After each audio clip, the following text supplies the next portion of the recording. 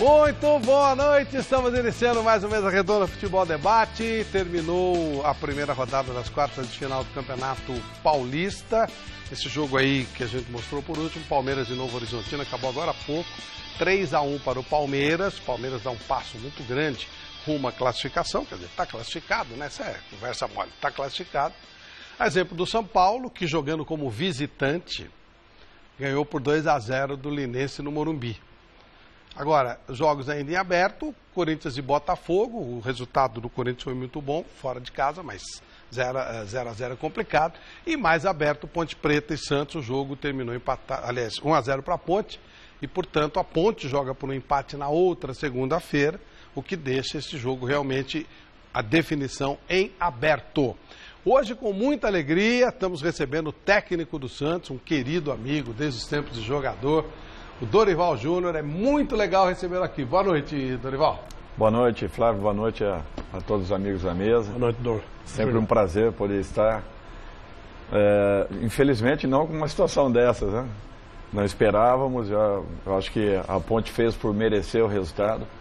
E temos que reconhecer que foi superior. Trabalhamos ao longo aí de tudo, ao longo da semana, em relação a tudo aquilo que nós vimos, né? Ou deixamos de ver no domingo e procuramos as correções necessárias aí para um resultado melhor. É a velha geração, né? Não tem negócio de vence, ganha, se perde. Ó, domingo eu posso, eu vou e pronto, não importa o resultado. Isso é coisa da velha geração. Desde o tempo que o Júnior jogava bola como o Júnior, quando perdia vinha, quando ganhava vinha, acabou. Vinha mais com vitória que com derrota, porque ganhava mais do que perdia. Isso é outra coisa. Mas isso é coisa da velha geração. A nova geração é mimimi, é jogadorzinho de condomínio, é todo medrosinho, então é diferente. Outro da velha geração, que também não tem negócio de ganhar ou de perder, querido amigo, querido parceiro de tantas jornadas, Flávio Adalto, diretor de futebol do Corinthians. Boa noite, Flávio. Prazer te receber aqui. Boa noite, Xará. Boa noite, amigos da TV Gazeta. É um prazer muito grande estar aqui com vocês. Gostaria que tivéssemos tido vitória ontem, mas um empate, meia vitória, para a gente completar na semana que vem. Bacana. Nosso time também já está em campo e a nossa Anitta Pasques fala se temos prêmios hoje. Boa noite. Temos prêmios. Boa noite, Flávio. Boa noite, meninos. Se não tivermos sorte aqui com o Flávio e com o Dorival, o Bahia teve. Já está classificado para a semi. Ó, estamos sorteando hoje a camisa do Bahia para vocês. Semi da Copa do Nordeste. No detalhe. Tá meio torta, o Bahia passou? Tá classificado. Está super classificado. Já recebi essa informação do meu marido, que é baiano e torce pro Bahia, por sinal. 4-2. Acho que é isso. Não, 4-2 foi o primeiro jogo. Pode ter repetido. Foi o primeiro jogo, foi 3-0 esse segundo, é isso. E o Hernani e o Regis foram os artilheiros da competição. Para você que torce pro Bahia e que tá afim de ganhar essa camiseta, ó, pelo nosso WhatsApp, lembra? 99479-1633. 99479-1633. Tô me reaquecendo aí, voltando pro mesa depois de um mês, né? De férias, praticamente, 20 dias. Tô enferrujada, tô enferrujadinha. Protegida. Tem que voltar a treinar. Bem-vinda. Dorival, preciso voltar a treinar. Tava na Ucrânia. Fui fazer uma reciclagem e tal. Tava na Ucrânia. Aquele assunto. Boa noite, Oscar Roberto Godoy. Fazer reciclagem na Venezuela. O presidente da Federação Paulista de Futebol disse que não houve inversão de mando. Que o mando seria do Linense no Morumbi. Você concorda com isso? Boa noite. Concordo, não houve inversão. O mando continuou sendo do Linense e ele jogou no campo que ele quis jogar, escolheu. Infelizmente ou felizmente, hoje é assim. Você que é um defensor de que os clubes se tornem entidades privadas, SA e tal, mas aí tem esse detalhe, né? Um cara manda, e esse cara manda de acordo com o interesse financeiro, porque ele investe, ele banca e ele manda. Lá no Linense, eu não sei se o presidente lá, ele é o manda. Não é. Mas pelo jeito não tem... Estava eleito, espero que ele seja detonado. Mas pelo jeito não tem conselho nenhum, não tem nada e não tem satisfação a dar para a cidade. Sinal que a cidade não ajuda ele, porque se a cidade ajudasse, o clube ou ele não poderia ter feito isso com a cidade. O que eu acho de ruim da federação, já tive a oportunidade de me manifestar, inclusive quando houve aquele problema do Água Santa de Diadema com o estádio é do clube. Se cabem 1.000, se cabem 10.000, o estádio é do clube. Entra quem ele quer, a quantidade que pode entrar, jogando contra quem ele quiser. Então, cabe 8 mil torcedores no estádio do Linense, que seja feito lá no Gilbertão, no Gilberto, lá 8 mil torcedores e joga com 8 mil torcedores, não importa contra quem, contra o Barcelona, o Real Madrid, acabou. Então essa é a pouca vergonha que eu entendo que a federação apoia, consente. E a gente sabe que lá tudo é de acordo com o interesse do voto, porque se você ficar contra o presidente, a vontade do presidente da federação, você se ferra. Se você ficar a favor, você consegue o que você quer. E, matematicamente não foi um bom negócio, mas não foi um bom negócio, a gente não sabe até quando, até onde. Por quê? A verdade verdadeira é aquela que nós estamos sabendo ou a verdade verdadeira é aquela que nós não vamos ficar sabendo? Entre a negociação ou entre as negociações São Paulo-Linense e Linense-São Paulo. Moralmente foi uma vergonha. Agora, comercialmente, é possível. Outra vergonha. Não, comercialmente é possível. É possível. Se foi lucrativo ou não, é outro detalhe. Parabéns à torcida do São Paulo, até em cima dessa falta de credibilidade no jogo. 15 mil pessoas, 120 mil reais de renda, como é 50% para cada um, ficou 60 mil pro Me Dá um Dinheiro Aí, né? O time lá de Lins. Em Araraquara contra o Palmeiras, deu 600 mil e era tudo pro Linense. Mas o apelo... Não fez em outro campo que não quis. Mas o apelo... a torcida do São Paulo foi muito bem. Mas o apelo de torcida pro Palmeiras é um, o apelo de torcida pro São Paulo é outra. Se faz em Araraquara, não dá 10, essa quantidade de torcedores que deu no Morumbi, não. Araraquara, Palmeiras é uma coisa. Bom, tá aqui, mas ó. De qualquer Cidadão lá de Araraquara sabe. Mas de qualquer Palmeiras forma, daria mais do que 60 contos. São Paulo tem outra. Daria mais do que 60 contos. Em Lins daria mais. É claro. Em Lins daria mais, em Penápolis... Em Lins está tendo um bingo na igreja da Matriz lá, tá dando mais de 60 mil. O Roberto Carmona que canta a tómbola. Boa noite, Chico Lang. Boa noite. Está satisfeito com o que aconteceu com o Corinthians? Se você quiser falar de São Paulo, fala o que você quiser. Não, quero dizer o seguinte, que eu concordo com o Flávio, com o seu xará, né? Flávio Adalto, diretor de futebol do Corinthians, o resultado acabou sendo bom. Porque, na verdade, futebol foi muito ruim do Corinthians, né? Futebol foi péssimo. E eu, de cara, quero fazer uma pergunta para o Dorival. Porque aconteceu o seguinte ontem, quando acabou o jogo, o David Braz reclamou que o campo da Ponte Preta tinha muito buraco. E o Santos, ele mesmo pisou em vários buracos, torceu o pé, torceu o joelho, torceu o tornozelo e a bola não rolava. Acabou o jogo do Corinthians e o Pablo reclamou, ao contrário, que o gramado lá estava muito reto, a grama cortada muito baixinha, muito rente e o clima seco.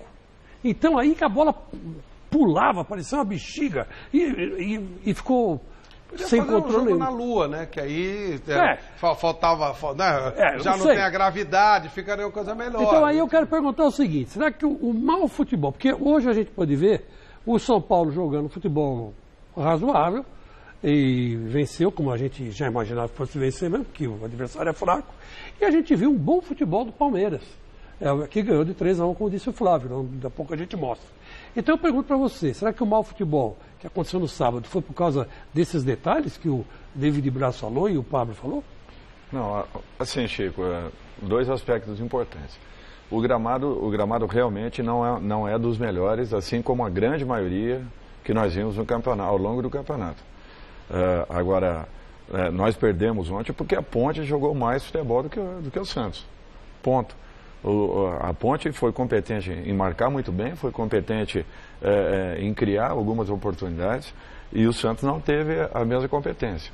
Gramado ruim para as duas equipes, porém, para o espetáculo em si, não seria o aconselhável. Agora, o resultado em si foi definido pela excelente partida que a Ponte fez, marcando muito bem a equipe do Santos. Não nos deixando criar, criamos muito pouco ontem, tivemos posse de bola, porém muito pouca criação, e esse foi o definidor do resultado, que poderia ter sido até pior em razão daquilo que a Ponte apresentou. E eu acho que a federação deveria, já que ela não gasta dinheiro com nada e arrecada uma fortuna às custas dos clubes, deveria cuidar do gramado dos clubes. E clube que não pode mandar jogo com grande, como era o caso do Linense lá, não pode disputar o campeonato. Passa para alguém que pode, que não adianta. O campeonato, o que é o campeonato paulista da Série A? Da Série A1? É um monte de times iguais com os 4 grandes. Se você pegar Corinthians, São Paulo, Palmeiras e Santos, vou dar um colete de chá para a Ponte Preta, que é da Série A do Brasileiro, e colocar no A2, é a mesma coisa. Não muda, o que muda o campeonato são esses times, o resto é tudo igual. A2 e A1 é igual, os times do interior são todos iguais, mesma coisa. Se quiser pôr na 3 também é igual, coloca lá. São Paulo, Corinthians, Palmeiras e Santos, disputa A3 com aquele time é a mesma coisa, tudo igual. Agora, o time não pode receber grana, então nem joga. Põe outro no lugar, ué. É ridículo o negócio desse. Mas, Flávio, só uma coisinha. Você achou estranho o campo lá mesmo, em Ribeirão? Gramado, os jogadores reclamaram realmente que estava muito seco, que a bola quicava, pulava e que não era fácil o domínio da bola. Mas eu acho que isso não é justificativo para o resultado final do jogo. O time tem hoje uma defesa já compactada, montada, está se arrumando para ser um time melhor ainda, com brevidade. Eu acho que o Corinthians melhora ainda dentro desse mês de abril, onde tem uma série de jogos bastante decisivos. E eu acho que não vai ser atrapalhado por campos, não, porque a gente tem uma série de jogos em São Paulo, tem jogo também no Beira-Rio, tem jogo marcado para o Chile, onde os gramados também são bons, provavelmente enfrentando Santos ou Palmeiras ou São Paulo no Morumbi, a gente não vai ter esses problemas que a gente teve no interior nesse final de semana e que está sendo relatado aí. Mas em termos gerais eu não vou atribuir não o resultado ao gramado, eu vou atribuir ao que aconteceu realmente, que foi um futebol que deixou a desejar de um time que está em ascensão. Eu acho que o Corinthians é um time que já se definiu defensivamente, tem a melhor defesa do Campeonato Paulista hoje, já é um bom sintoma, já tem jogadores bem definidos, e agora com o tempo, com vagar, com tranquilidade, define os outros setores também. O Carille está fazendo um bom trabalho, na minha visão. Para que serve a tal da federação, hein? Para nada. Não vem a campo, só tem esse campeonato aí, depois vai dar Copa Paulista, essas coisas aí que eles fazem. Não serve para nada, então, para que serve? Se não consegue dar condição dos gramados serem decentes. E ainda aceita inversão de mando, tá bom? Enfim, nenhuma surpresa. Vamos ver como é que estava o ambiente no jogo de hoje, com o mando do Linense no Morumbi. Se o negócio é lucrar, repartindo as rendas de 2 jogos no Morumbi contra o São Paulo, o Linense que tire o cavalinho da chuva, ao menos nessa primeira partida. Público apenas regular, talvez decepcionante. 15 mil pagantes e arrecadação líquida de R$121 mil. Nós estamos focados no jogo, o São Paulo agora a nossa única preocupação é o jogo contra o São Paulo. A gente continua achando que foi a melhor opção que a gente fez, para ter mais tranquilidade, para poder estar focado nesses 2 dias preparando para um jogo, uma semifinal difícil contra o São Paulo. O acordo de cavalheiros entre cartolas, endossado pela federação, não visa só dinheiro? É o seguinte, a gente terminou o jogo contra o Corinthians na quarta-feira, meia-noite, onde ficou decidido que aí sim seria nosso mando esse primeiro jogo. No dia seguinte, às 11h30 da manhã, a gente tinha que tomar a decisão. E o Linense não tem know-how, nunca fez e nunca organizou um jogo no Pacaembu. Eu não saberia nem para quem começar ligando, policiamento, médicos, seguranças e tudo mais. Então, dentro da Federação Paulista, junto com a diretoria do São Paulo, intermediada e junto com a presidência, o presidente Reinaldo, surgiu a possibilidade, a proposta do São Paulo, a gente fazer os 2 jogos aqui, em comum acordo, dividindo organização e renda. A gente achou que, dada a circunstância, seria a melhor opção para a gente. E o São Paulo adorou. Mas o São Paulo adora sempre estar aqui na sua casa. A imprensa de Lins pondera. Essa ideia que acabou se formando de que o Linense tinha vendido o jogo para o São Paulo por uma questão de faturamento exclusivo, ela não bate com a realidade que nós vivemos lá. Quer dizer, é uma impossibilidade de mandar o jogo em Lins, e daí dentro dessas circunstâncias, considerando que havia poucos dias para se organizar o jogo e tal, a diretoria acabou optando para fazer o jogo aqui no Morumbi. Já a mídia local divide opiniões. À medida que não pode jogar em Lins, aí eu acho que é indiferente. Aí eu estou de acordo com o presidente do Linense, que disse que qualquer cidade que ele levasse a partida, teria mais torcedores do São Paulo. Então ele pensou no dinheiro mesmo, na vida financeira do clube. Acho razoável jogar aqui. Claro que é uma indecência, né? Não pode. Se cada time joga um em casa e outro fora, não é justo que apenas o São Paulo jogue as 2 partidas em casa contra o Linense, embora eu acho que o São Paulo não tem culpa. Alguém vai falar assim, não é culpa do São Paulo, foi o Linense que quis. Ok, mas a Federação Paulista não deveria permitir, porque vai contra, não é mata-mata.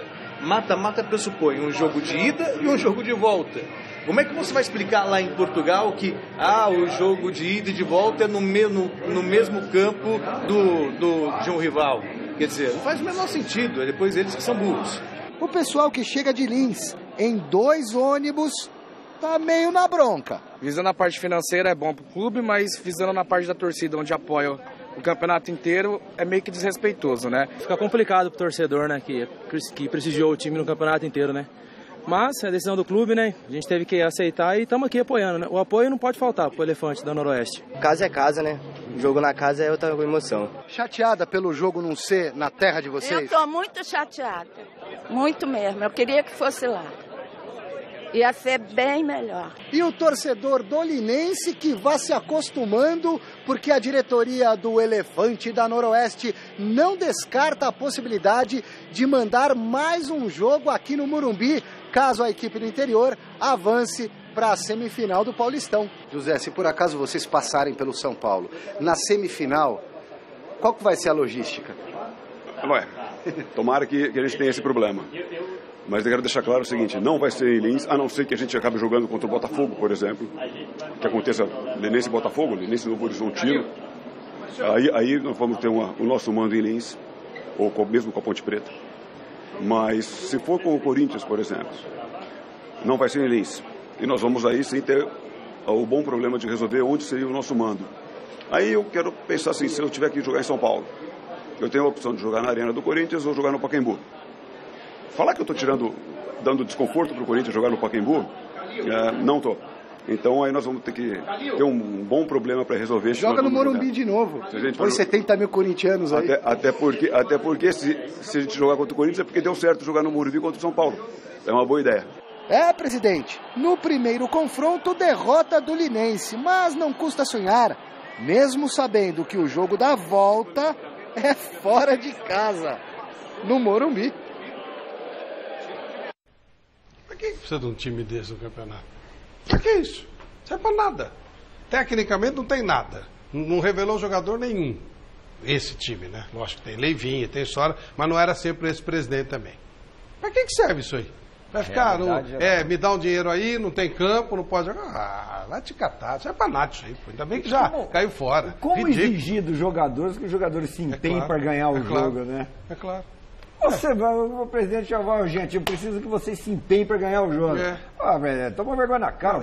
Desculpa, eu não consigo organizar o jogo. Encher o saco e pedir para ganhar o jogo. Se ele ligar para Araraquara, quem organiza o jogo é a Ferroviária. É a Ferroviária que eu digo, é a prefeitura e tal. Não é ele que vai organizar o jogo. Isso é uma conversa mole, hein? Bem que você falou, tem coisa que talvez a gente não saiba. Tem justificativa para tudo. Agora, convencer que é difícil. Se ele está sabendo que ele vai jogar contra um grande, ele está sabendo que ele vai jogar contra um grande, ele sabe contra qual o grande da chave. Só pode ser o São Paulo. Aí ele não tem tempo para organizar o jogo. E é uma dificuldade, né? Mas é muito difícil organizar um jogo mal organizado como acontece no Brasil. Ô Flávio, eu lamentei muito o Ituano não ter classificado, porque o Ituano estava disputando a vaga junto com o Linense. Eu lamentei muito, porque em Itu dá para jogar, o jogo seria muito... a cidade prestigia eu acho que São Paulo ia se classificar de qualquer jeito. Ia se classificar, mas pelo menos, você vê, dá trabalho você jogar fora de casa. Mínimo de decência. Olha aqui, ó. É que a jogar fora de casa não tem credibilidade nenhuma, mas se ela tivesse, ela teria sido abalada. Não, mas era o seguinte, eu discordo desse negócio de mando de campo. O mando de campo não poderia ser em São Paulo, porque São Paulo é de São Paulo. É claro. O São Paulo é em São Paulo, então não podia ser no Pacaembu, não podia ser na Arena, não podia ser em Itaquera, não podia ser no Allianz Parque. Claro que não. Podia ser na Vila Belmiro, podia, porque, sabe, tá lá, é o campo do Santos. Tá errado isso. A federação tinha que falar, não, o senhor quer vender, o senhor venda para quem o senhor quiser, mas não pode jogar no mesmo campo de São Paulo. Então, quer dizer, foi uma coisa mal feita e mal realizada, porque olha o trabalho que deu. O Santos foi para Campinas encarar a Ponte Preta, não é fácil, e acabou perdendo, agora corre atrás do prejuízo. O Corinthians teve que até o campo lá de Ribeirão Preto jogar. O Palmeiras hoje suou sangue para virar o jogo para 3-1. Quer dizer, tudo se desgasta. E pode mudar a tabela. Porque se o São Paulo fizer 6 pontos, que deve fazer com esse time que já vendeu o mando, o Santos já não vai fazer 6. Se o Santos, por exemplo, ganhar da Ponte por diferença de um gol e ganhar nos pênaltis, e o São Paulo fizer 6 pontos, o São Paulo passa o Santos, não é isso? Passa. Passa o Corinthians. Se o Corinthians empatar de novo e ir para os pênaltis, não muda nada. Não mexeu em nada, né, Xará? Quase nada. Mexeu. No exato momento da reunião, eu participei inclusive da reunião, o Corinthians disse, o presidente disse, a minha posição também é essa, não achamos legal, não achamos bom o que foi feito. Mas achei que faltou também um pouquinho mais de ousadia. Já que você está fazendo um negócio, você falou de R$60 mil, então fixa um valor. Olha, tem uma cota fixa, vamos contar que teríamos 40 mil pessoas no Morumbi e a equipe, então, já que seria o dinheiro, o problema, ela faria um bom negócio até. Agora, você vai lá para ganhar R$60 mil, me parece que foi um péssimo negócio. Eu também não estou entendendo. 15 mil pessoas com renda de R$100 e poucos mil, que é preço médio do ingresso R$10. Está dando preço médio de R$10, daria 150 mil. Estou achando meio estranho essa renda, esse público. Mas, enfim, é um problema do outro estudante, clube, né? Porque a renda era 20. Bom, enfim. Mas a matemática... Mas esse é líquido, eu acho. Mas para dar 60 mil, 120 mil é líquido, né? Quem ganhou mais aí deve ter sido a Uma sugestão, viu, Flávio? Eu acho que uma sugestão é ter em regulamento, por exemplo, surgiu o problema agora, já tivemos o problema em outras ocasiões, pôr em regulamento que isso não é permitido. Que não é possível fazer esse tipo de coisa. Como no Campeonato Nacional. E você pode fazer desde que não cause problemas a outras equipes. Aí sim, eu acho que aí está legal. É mudar um item no regulamento. Olha, quando houver equipe interessada, outra ou outras equipes interessadas, esse tipo de coisa não pode ser feito. Eu acho que aí você consegue contornar o problema. Vamos ver a bola rolando, como é que foi? Vamos lá. Com público pequeno, Linense mandando o jogo no Morumbi contra o São Paulo. Começa quartas de final do Campeonato Paulista de Futebol. Olha o lançamento em profundidade. Deu certo, olha o tiro, pegou o Renan. Ia pegando de surpresa o goleiro Renan. Pelo menos essa era a tentativa no chute do Zé Antônio. Mais uma tentativa de cruzamento, foi um lançamento para o Wellington Nem. Aí o Wellington Nem tenta jogar, não está bem no jogo não. Thiago Mendes bateu para o gol, para fora.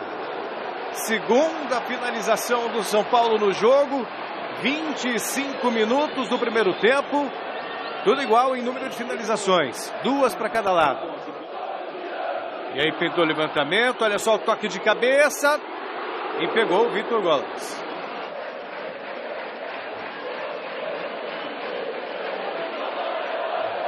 Vem São Paulo de novo, mais uma tentativa do Wellington Nem, pegou o goleiro. Jusilei, arriscada ali, pegou o goleiro, soltou, olha, Cícero, não vale nada. Impedimento marcado do meia São Paulino.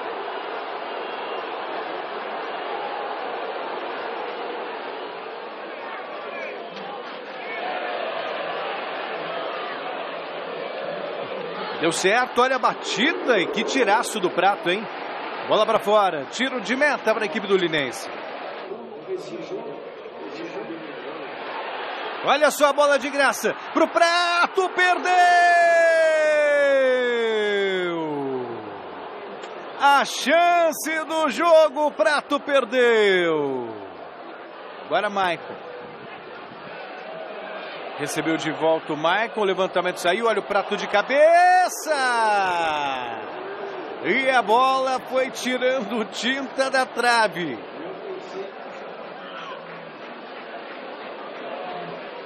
Farini, Rodrigo Caio, a bola desviada e o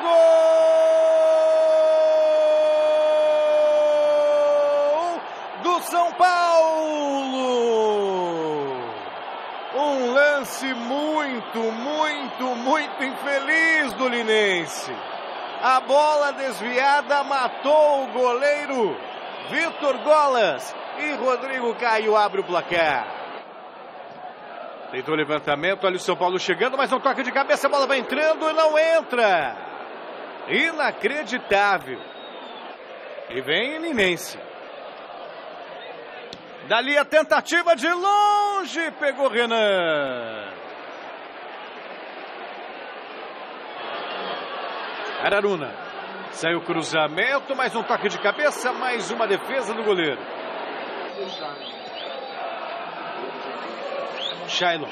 Saiu o cruzamento, tentativa do desvio, pegou o goleiro de novo e a bola vai entrando.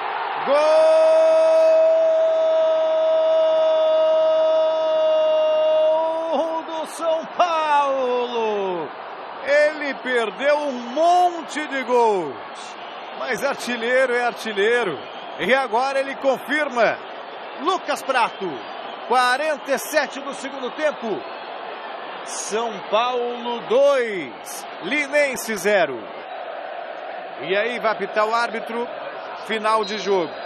Linense 0, São Paulo 2, num jogo, convenhamos, muito fraco tecnicamente. Dorival, você chegou a ver esse jogo do São Paulo? Não. Não deu para ver? Não deu para ver. Eu vi só uma parte da partida de São Paulo. Como é que você está analisando? Eu estava vendo um jogador que estava jogando contra o Grêmio, de Porto Alegre, e eu fiquei um pouco mais... Eu vi um pouco mais essa partida do Grêmio. Veranópolis. Exatamente. Quem é o jogador? Não, garoto. Não, é apenas uma observação, tinham me falado a respeito, eu estava dando uma olhadinha. Me fala uma coisa, o que você pensa das ideias do Rogério, começo de trabalho, o que você pode nos falar? Não, são boas ideias, ele tem um conceito definido de trabalho, eu acho que isso é muito importante. Acredito que esteja muito bem assessorado o Rogério. Além do que é um profissional muito inteligente, né? Acho que o Rogério se preparou para uma parada e não apenas os meses que ele tenha ficado parado. Ele já vinha fazendo uma preparação anterior para que futuramente pudesse assumir essa condição num clube como São Paulo. Conhece o São Paulo como ninguém, eu não vejo problemas nenhum, eu acho que tudo é uma sequência dentro de uma carreira já estabilizada, o melhor jogador que o clube teve. Com certeza existe um respeito muito grande em todas as partes, em todos os setores. E a história dele trazer auxiliares diretos estrangeiros? Olha, eu acho assim, foi uma condição que ele visualizou que talvez fosse importante para a própria sequência dele como profissional. E deve ter conhecido o trabalho de cada um deles. Foi nos cursos, né, que ele fez, que ele conheceu. Exatamente, eu acho que começou a ter uma aproximação maior. É aquilo que nós já viemos falando aqui, inclusive, Flávio, lá atrás. O europeu, ele se preparou há muito tempo. A Alemanha, há mais de 30 anos, vem fazendo uma reformulação completa, transformando alguns centros desportivos, e agora o Kleber, né, que está lá com a gente, e o próprio Bruno Henrique, nos falaram muito a respeito. Alguns centros de desenvolvimento, então, eles encontram ali também um centro de estudos avançados a respeito de futebol. Só assim, a título de... Nós entramos numa biblioteca em Madrid, tinham 3.000 obras só de futebol. Nossa. Talvez nós não tenhamos no país 300 obras de esporte. Então é para vocês verem a distância que tá existindo nesse sentido. Por isso que talvez o Rogério tenha feito essa opção. Adalto, nós somos de um momento em que o futebol brasileiro deitava e rolava. Toda a excelência, toda a novidade saía daqui. Por que as coisas mudaram tanto? Porque o mundo mudou, né, Xará? Mudou e mudou muito, né? O mundo se estreitou e todo mundo passou a saber o que nós fazíamos, nós passamos a saber o que eles faziam, e aqueles que têm mais tecnologia, mais estudo, mais cultura, mais recursos financeiros, normalmente conseguem galgar espaço mais rapidamente. Eu me lembro muito que em 1974 o desconhecimento era tão grande que numa Copa do Mundo muitos foram os profissionais de imprensa, entre os quais eu me incluo, que fomos ver pela primeira vez a camisa da seleção da Holanda. Inclusive o Zagallo. Zagallo, Exato. que era o técnico a camisa da seleção da Holanda, né? A gente foi ver lá Rinus Michel, a gente foi ver aquela coisa toda com um impacto. Hoje, você pega um botãozinho, liga um controle remoto e você vê o jogo em Zâmbia, você vê um jogo na África do Norte, você vê um jogo no leste europeu. Então, todo mundo se vê e nós éramos surpresas. A gente tinha um conhecimento daquilo que a gente fazia, mas não com a profundidade que se tem hoje. Todo mundo sabe o que se faz no mundo, todo mundo estuda e a gente precisa fazer isso também. É verdade que a grande maioria dos clubes brasileiros tem hoje os seus centros de estudo. No Corinthians é o Cifute, centro de análise. Isso vem subindo, vem tendo uma importância muito grande, dando suporte aos treinadores. Você chega num vestiário, você tem todo um trabalho tecnológico feito para que se analise, se estude os adversários, se analise o seu próprio comportamento. Todos os clubes têm aí os setores de gravação de lances, de jogadas, de treinamento, de adversário. Tem esse tipo de coisa. Mas ainda eu diria que engatinhando, perto do que se faz há muito tempo. Você pega o técnico da seleção da Alemanha, citou o Dorival. Ele está no cargo há 10 anos. Sabe, 10 anos e não ganhou 10 Copas do Mundo, nem 2, nem 3. Ele foi ganhar uma Copa do Mundo no Brasil.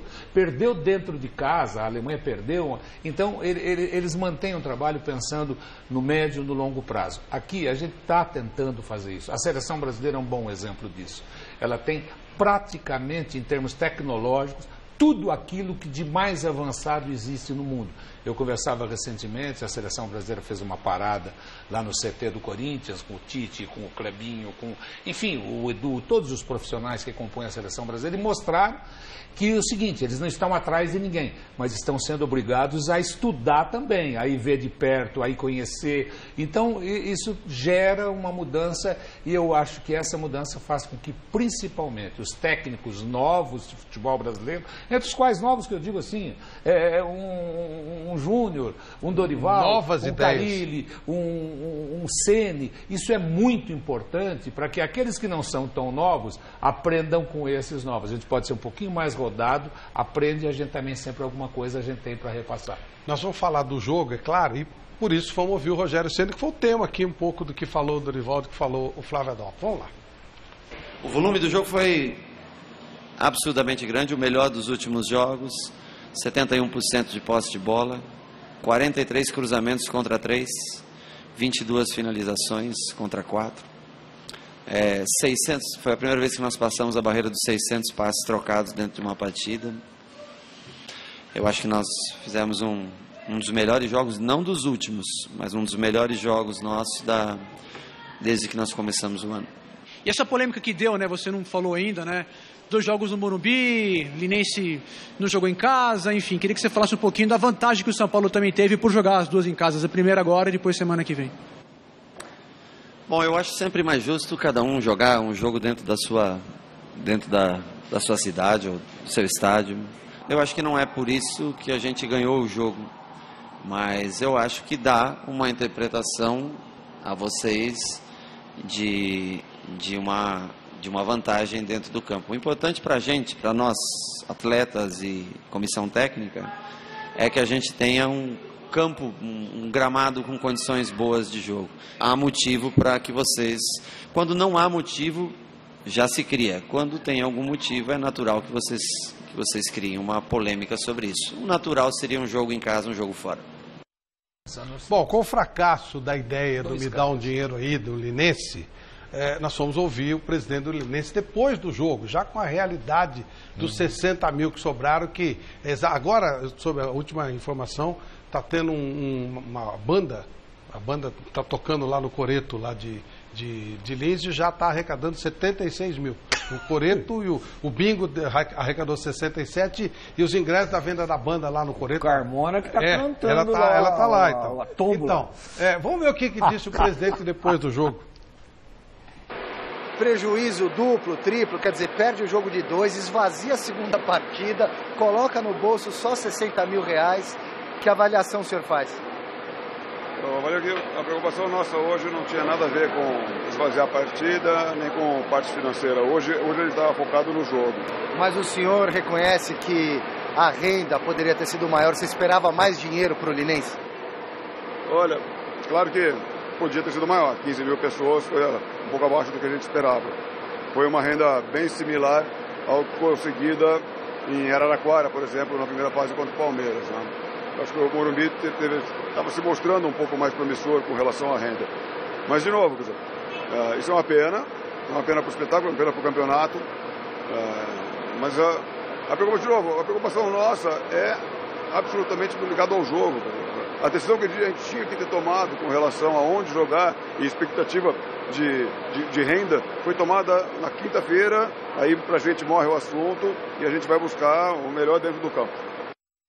Eu não sei qual é a conta que esse presidente faz. Ele ganhou 60 aqui, em Araraquara a renda deu 460 mil. Eu não consigo entender qual é a conta que ele faz para ficar com o mesmo dinheiro. Realmente eu não consigo entender. Vamos falar do jogo? E aí, Chico?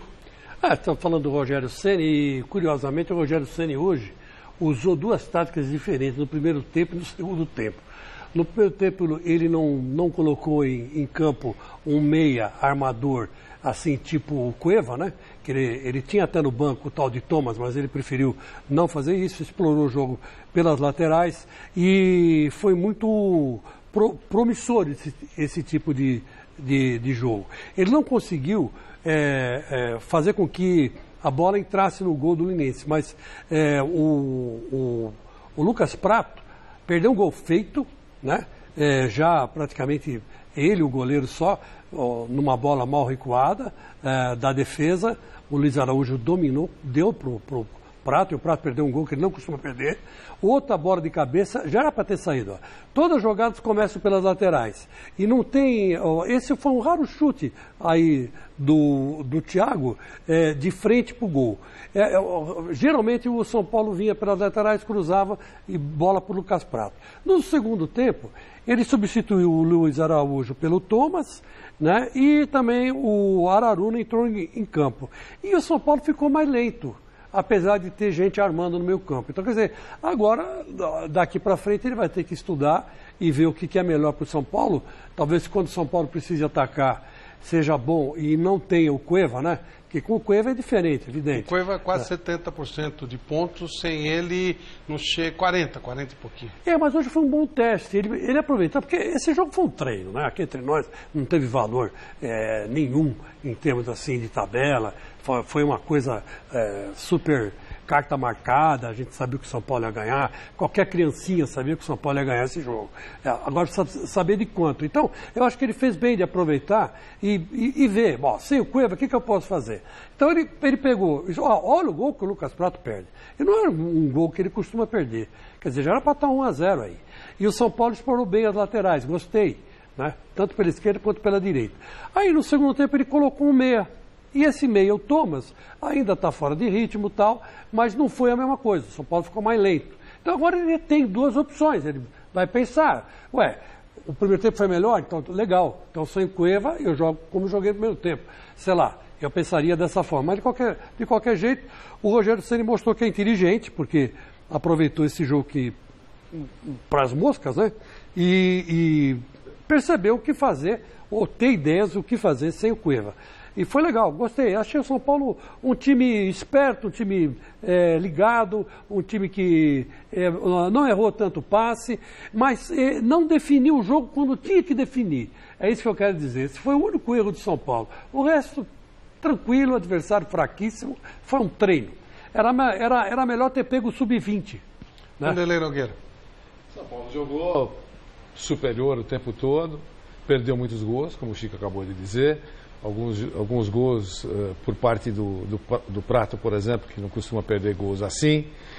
Outros chutes equivocados. Chegou várias vezes. Já passou para a próxima fase do campeonato paulista.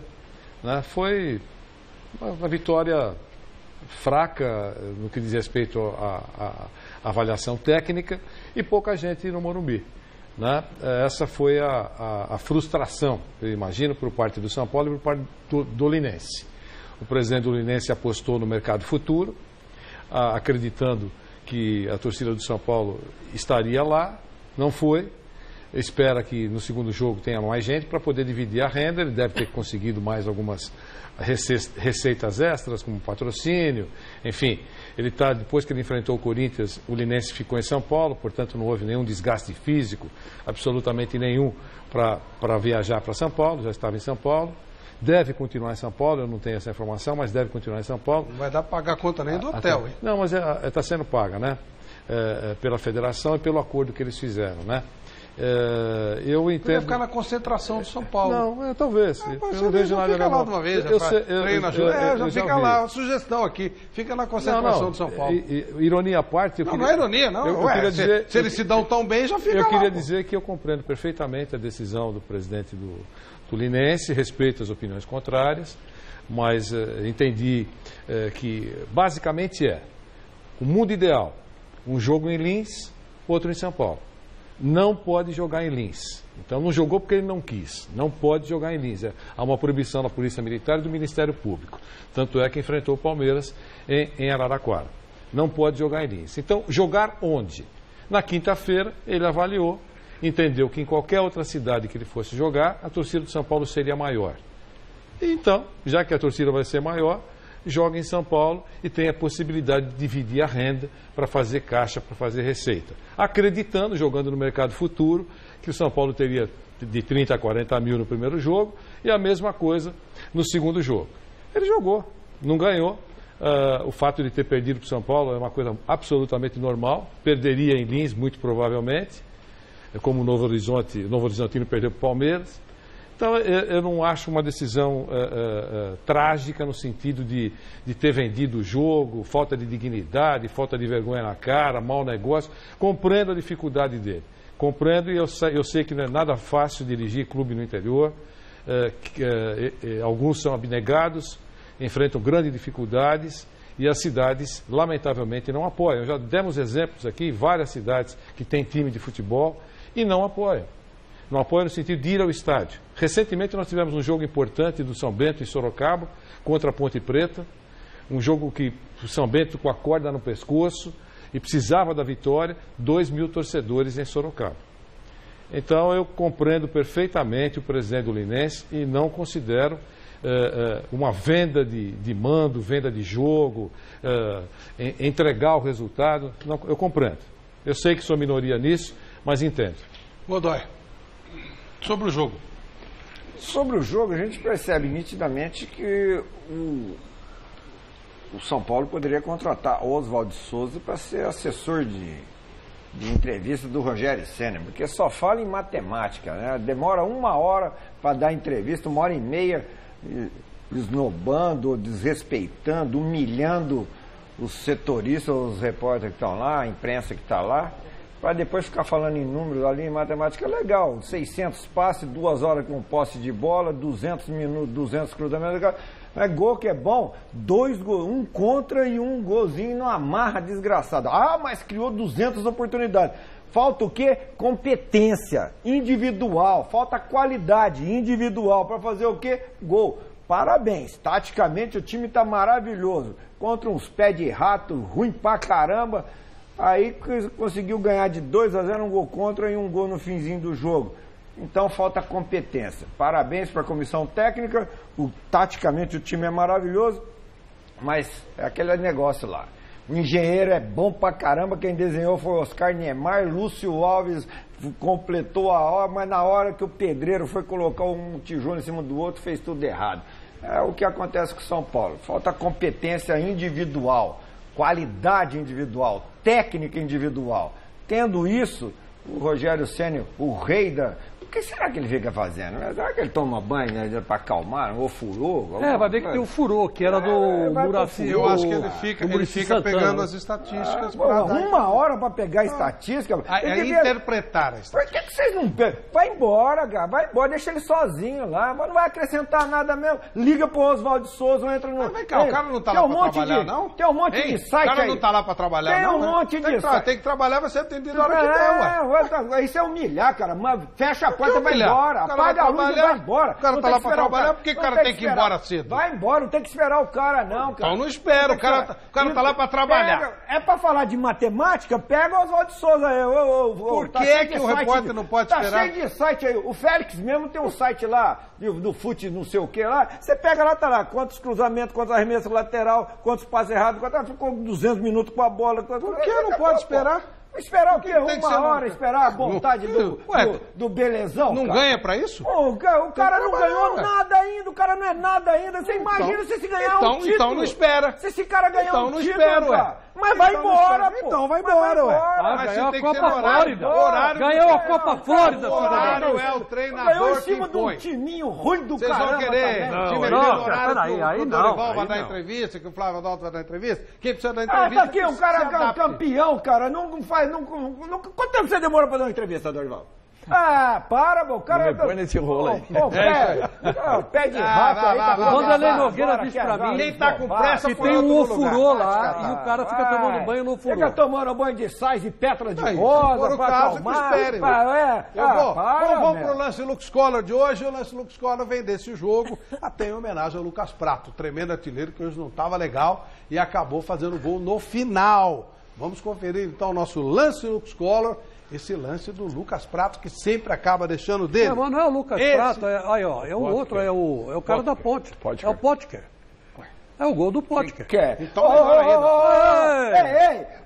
Ô, Macacão, você não tá vendo que é do teu time, pô? Não, peraí, você tá disfarçando, Não, é porque é o seguinte, vou te explicar. Há um roteiro, e no roteiro tá escrito que é o Lucas Prato. Como eu não me meto, mas eu adorei esse aí. Mas esse gol foi muito mais bonito que o do Lucas Prato. Então, pera um pouquinho. Então volta e vai esse aí mesmo. Vamos lá. Vamos lá. Então o nosso lance Lux Collor, muito melhor do que o que tinha sido falado com a produção. Olha a jogada que esse aí, pronto. Agora sim. Gol do Bruxo. Agora sim. Gol do Bruxo. Gol do Bruxo, do Harry Potter. Esse lance foi muito bom. Foi tão bom quanto pintar com o Lux Collor. Gol do Bruxo. Pô, melhor ainda. Nossa Senhora. Pô, com todo respeito ao meu amigo Dorival, mas esse pra mim foi o grande lance do gol. Mas de alegria agora. Agora pintou. O meu coração ficou mais colorido. Legal, porque lance foi o melhor jogo pra você, legal. Foi o melhor gol. Bacana. O Fred ontem, ele protagonizou um lance de várzea. Não vamos falar assim do Frederico, né? Você vai falar, vamos mostrar o lance e você pode falar. Tá. Vamos soltar, solta o lance do Fred, que foi o lance de várzea, para que depois a gente fale da nossa querida várzea. O Fred deu uma cotovelada no jogador do Cruzeiro absurda e foi expulso de campo. Quando foi? Quem que pega? Godoy, eu queria que você falasse um pouquinho sobre isso. Não é a primeira vez, né? Aí deve ser mágoa pessoal, né? Alguma coisa. É do Manuel, né? Ele deu no Manuel. No Manuel. Problema pessoal, ou no jogo, ou já de alguma coisa no passado. Lá no Campeonato Mineiro eles estão se enfrentando mais de outras frequentemente. Vidas. Mas ele disse que ele também tomou umas pisadas e também foi provocado por ele. Por revide. Mas o Fred faz pouco, só que quando ele faz é uma lambança bem... Não sabe fazer. Ele faz mesmo. Não sabe fazer. Não, eu acho até que ele sabe fazer. Viu? Mas só que quando ele faz, na Copa, a primeira edição daquela Copa Sul, Nordeste, Sudeste... Primeira Liga. Aquela Suminas. Copa... Suminas do Paraná, Rio Grande do Sul. Ele deu uma no cara do Atlético Paranaense também, ficou 5 jogos suspensos. Ele quando faz, ele faz pra valer. Ele é igual o gol. Quando ele faz gol, ele é artilheiro. E quando ele bate pra valer. Mas não deve, né? É um cara que tem uma imagem muito positiva. E mesmo com aquela passagem negativa que ficou marcada da Copa do Mundo, ainda é o melhor centroavante do futebol brasileiro. Mas o juiz, seu amigo, Godoy, carregou no relatório e disse que foi agressão dele. Mas não se for isso, são 6 meses de suspensão. Deixa eu falar com você. Ele falou? Carregar no relatório... Você sabe que ele estragou o jogo. O Vitor Hugo agrediu o Pablo. Carregou no relatório, foi agressão. É 6 meses de suspensão. Aí, relatório não fala. Relatório está escrito. Aí a defesa vai lá e desclassifica. E os auditores são coniventes com a agressão. Porque disputa de bola, ato de hostilidade é uma coisa, a agressão sem disputa de bola é outra. Aí eles vão lá e aceitam a desclassificação para ato de hostilidade, ou jogada violenta, e punem o agressor com jogos, com partidas, e não em dias, que seria 6 meses de suspensão. Então existe, não adianta carregar no relatório. É igual o relatório das CPIs ou do nosso legislativo. Forma CPI, nossa, agora vai caçar todo mundo. Não, cara, o cara faz o relatório vai ser votado. Na hora que vota o relatório, aquela sacanagem tremenda Dorival, que existe no legislativo e no judiciário. Jogou futebol na Várzea? Joguei. Jogou? Onde você jogou? Em Araraquara. Qual era o seu time lá? Atlas. Atlas de Araraquara. Flávio Adalto é um dos grandes responsáveis pela permanência da Várzea com força. Copa Kaiser se organizou durante quantos anos? 19 anos, Flávio. 19 anos, né? Força. Eu me lembro disso. Nós estamos fazendo uma série sobre Várzea sensacional e reparem que até a Várzea está mudando. Antes era Corintinha, Palmeirinha, Santos, São Paulo, não sei, agora não acredito, virou você vai falar isso, futebol Flávio. internacional. Champions League da Várzea. Vamos ver. Manchester da Inglaterra? Não, da Vila Guacuri. E o Ajax? É da Holanda? Nada, é da Vila Rica. Barcelona da Espanha, do trio MSN? Não, não. O Barça aqui é de Osasco. E o Napoli? É da Itália? É da Vila Industrial, isso sim. Clubes europeus conhecidos mundialmente estão representados na Várzea de São Paulo, em um torneio que também tem inspiração vinda do velho continente, a Supercopa Pioneer, a Champions League da Várzea.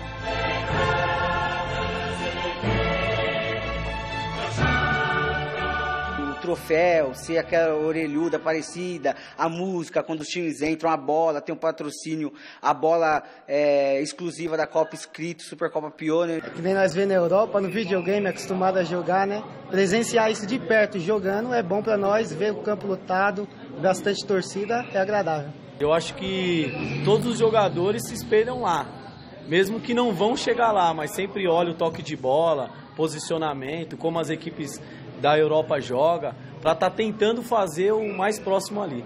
Além de ter o charme da Copa dos Campeões do Futebol Europeu, tem o charme diferente que é o da torcida da América do Sul. É fogos, é bandeirão, é bandeira de bambu, sabe? É umas coisas que nem no profissional de São Paulo a gente pode ter, mas na Várzea pode. Então se torna, eu acho que, melhor.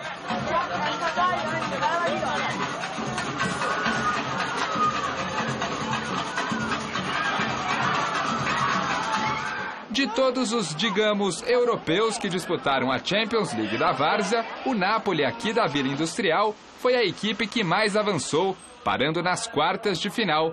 Desempenho melhor que o do Xará italiano. O Napoli aqui da Várzea caiu nas quartas e o Napoli da Itália caiu nas oitavas para o Real Madrid. Então, estamos à frente deles, né? Então, eu até brinquei com os meninos da faculdade, quando o Napoli foi pegar o Real Madrid, eu falei: você acredita que o Napoli vai tirar o Real Madrid da Champions e o nosso Napoli da Industrial vai ser campeão da Champions da Várzea? Mas acabou que não deu certo. Quem sofre mais pressão, o técnico do Napoli lá na Itália ou o técnico do Napoli aqui na Vila Industrial? Que eu acompanho o futebol europeu, o Napoli, poxa, já não vem ganhando alguma coisa há muito tempo, né? Então eu acredito que a pressão maior seja aqui mesmo. É o Napoli da Zona Leste, clube tradicionalíssimo da Várzea, mas que ganhou este nome por acaso. Na época nós era de São Paulo, aí se filiamos na Liga de Santo André. Aí tivemos que para ter um espaço no campo na região de Santo André, eu fui registrar o time como nacional, que era aqui da Vila Industrial, nessa origem da Vila Industrial. E já tinha o nacional, que era de Santo André, aí não deixaram. Aí, para continuar com quase a mesma coisa, eu coloquei NAP Esporte Clube, então não mudou quase nada. Só as cores da camisa, né, que ficou igual o nome da Intara, azul e branco, e até hoje. E depois, por coincidência ou não, o Napoli teve um baita time, né, com Careca, Maradona, uma coincidência boa, né? Graças a Deus, e nós tínhamos um jogador aqui chamado Careca também, só que ele era zagueiro, o outro Careca era atacante.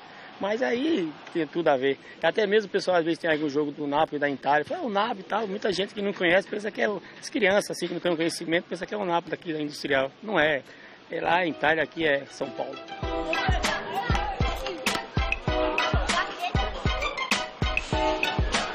Mas é aqui no Jardim Planalto que a ZL estará representada na final da Champions League varziana. Ó a torcida feminina do Moleque Travesso! O Moleque Travesso, que tem torcida feminina e tudo, vai encarar o Jardim Regina de Pirituba. Independente do nome, Ajax, Barcelona, Manchester, tem os times nacionais aí, que nem os dois que chegaram, os nacionais mesmo aí, que chegaram aí por mérito próprio aí, vamos dar trabalho aí. No fim das contas, a final é brasileira, né? Entre aspas, né? Graças a Deus, a final é brasileira aí. A final agora é Zona Leste contra a Zona Oeste, Moleque Travesso contra o Jardim Regina. Numa várzea inspirada no futebol europeu, mas acima de tudo brasileira, o sonho de Zila, Marquinhos e Nego é o mesmo que o de Neymar, Messi, Cristiano Ronaldo e tantos craques do futebol europeu: levantar a orelhuda. Às vezes eu não consigo nem dormir pensando nisso. Estou no clube há 6 anos e hoje estou muito feliz e tenho que aproveitar esse momento. É o sonho de qualquer time. Hoje é o campeonato mais importante da várzea de São Paulo. É o sonho, é o título que qualquer time quer ter. Domingo que vem, no Mesa Redonda, tudo sobre a final da Champions League da várzea. Jardim Regina contra essa galera aqui do Moleque Travesso. É raça! É raça! É sangue, é vibração! É sangue, é vibração! Nós somos o moleque e o melhor da região! Nós somos o moleque e o melhor da região! Moleque!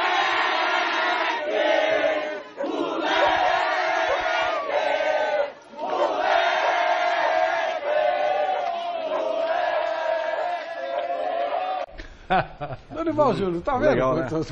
Muito legal isso aí.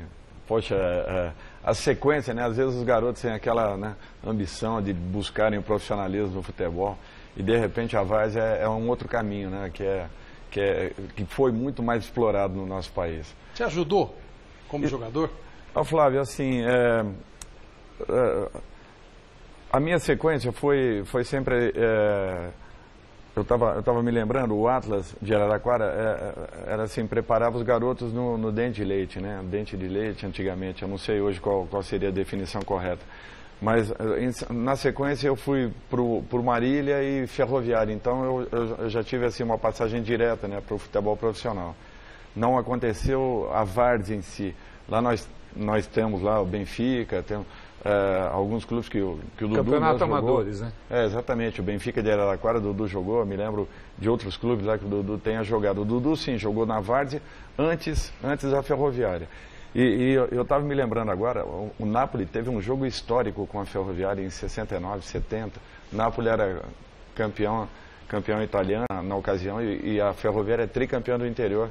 E o Napoli veio fazer um jogo em Araraquara, foi 4-0 para a Ferroviária, aquele time de Peixinho, Bazani, Teia, Ney, Pio, não me lembro os jogadores do momento, Bebeto, Bazani, não, assisti Fernando, assisti a partida, mas foi uma partida fantástica. Que ano foi? Se não me falha a memória, em 69, 70. Já era uma boa base da seleção de 66, que era o time do Benfica. Não, exatamente. Eusébio veio? Foi 4-0, foi assim... Foi um jogo fantástico da Eusébio veio, você lembra? Não me lembro do Eusébio, não me lembro.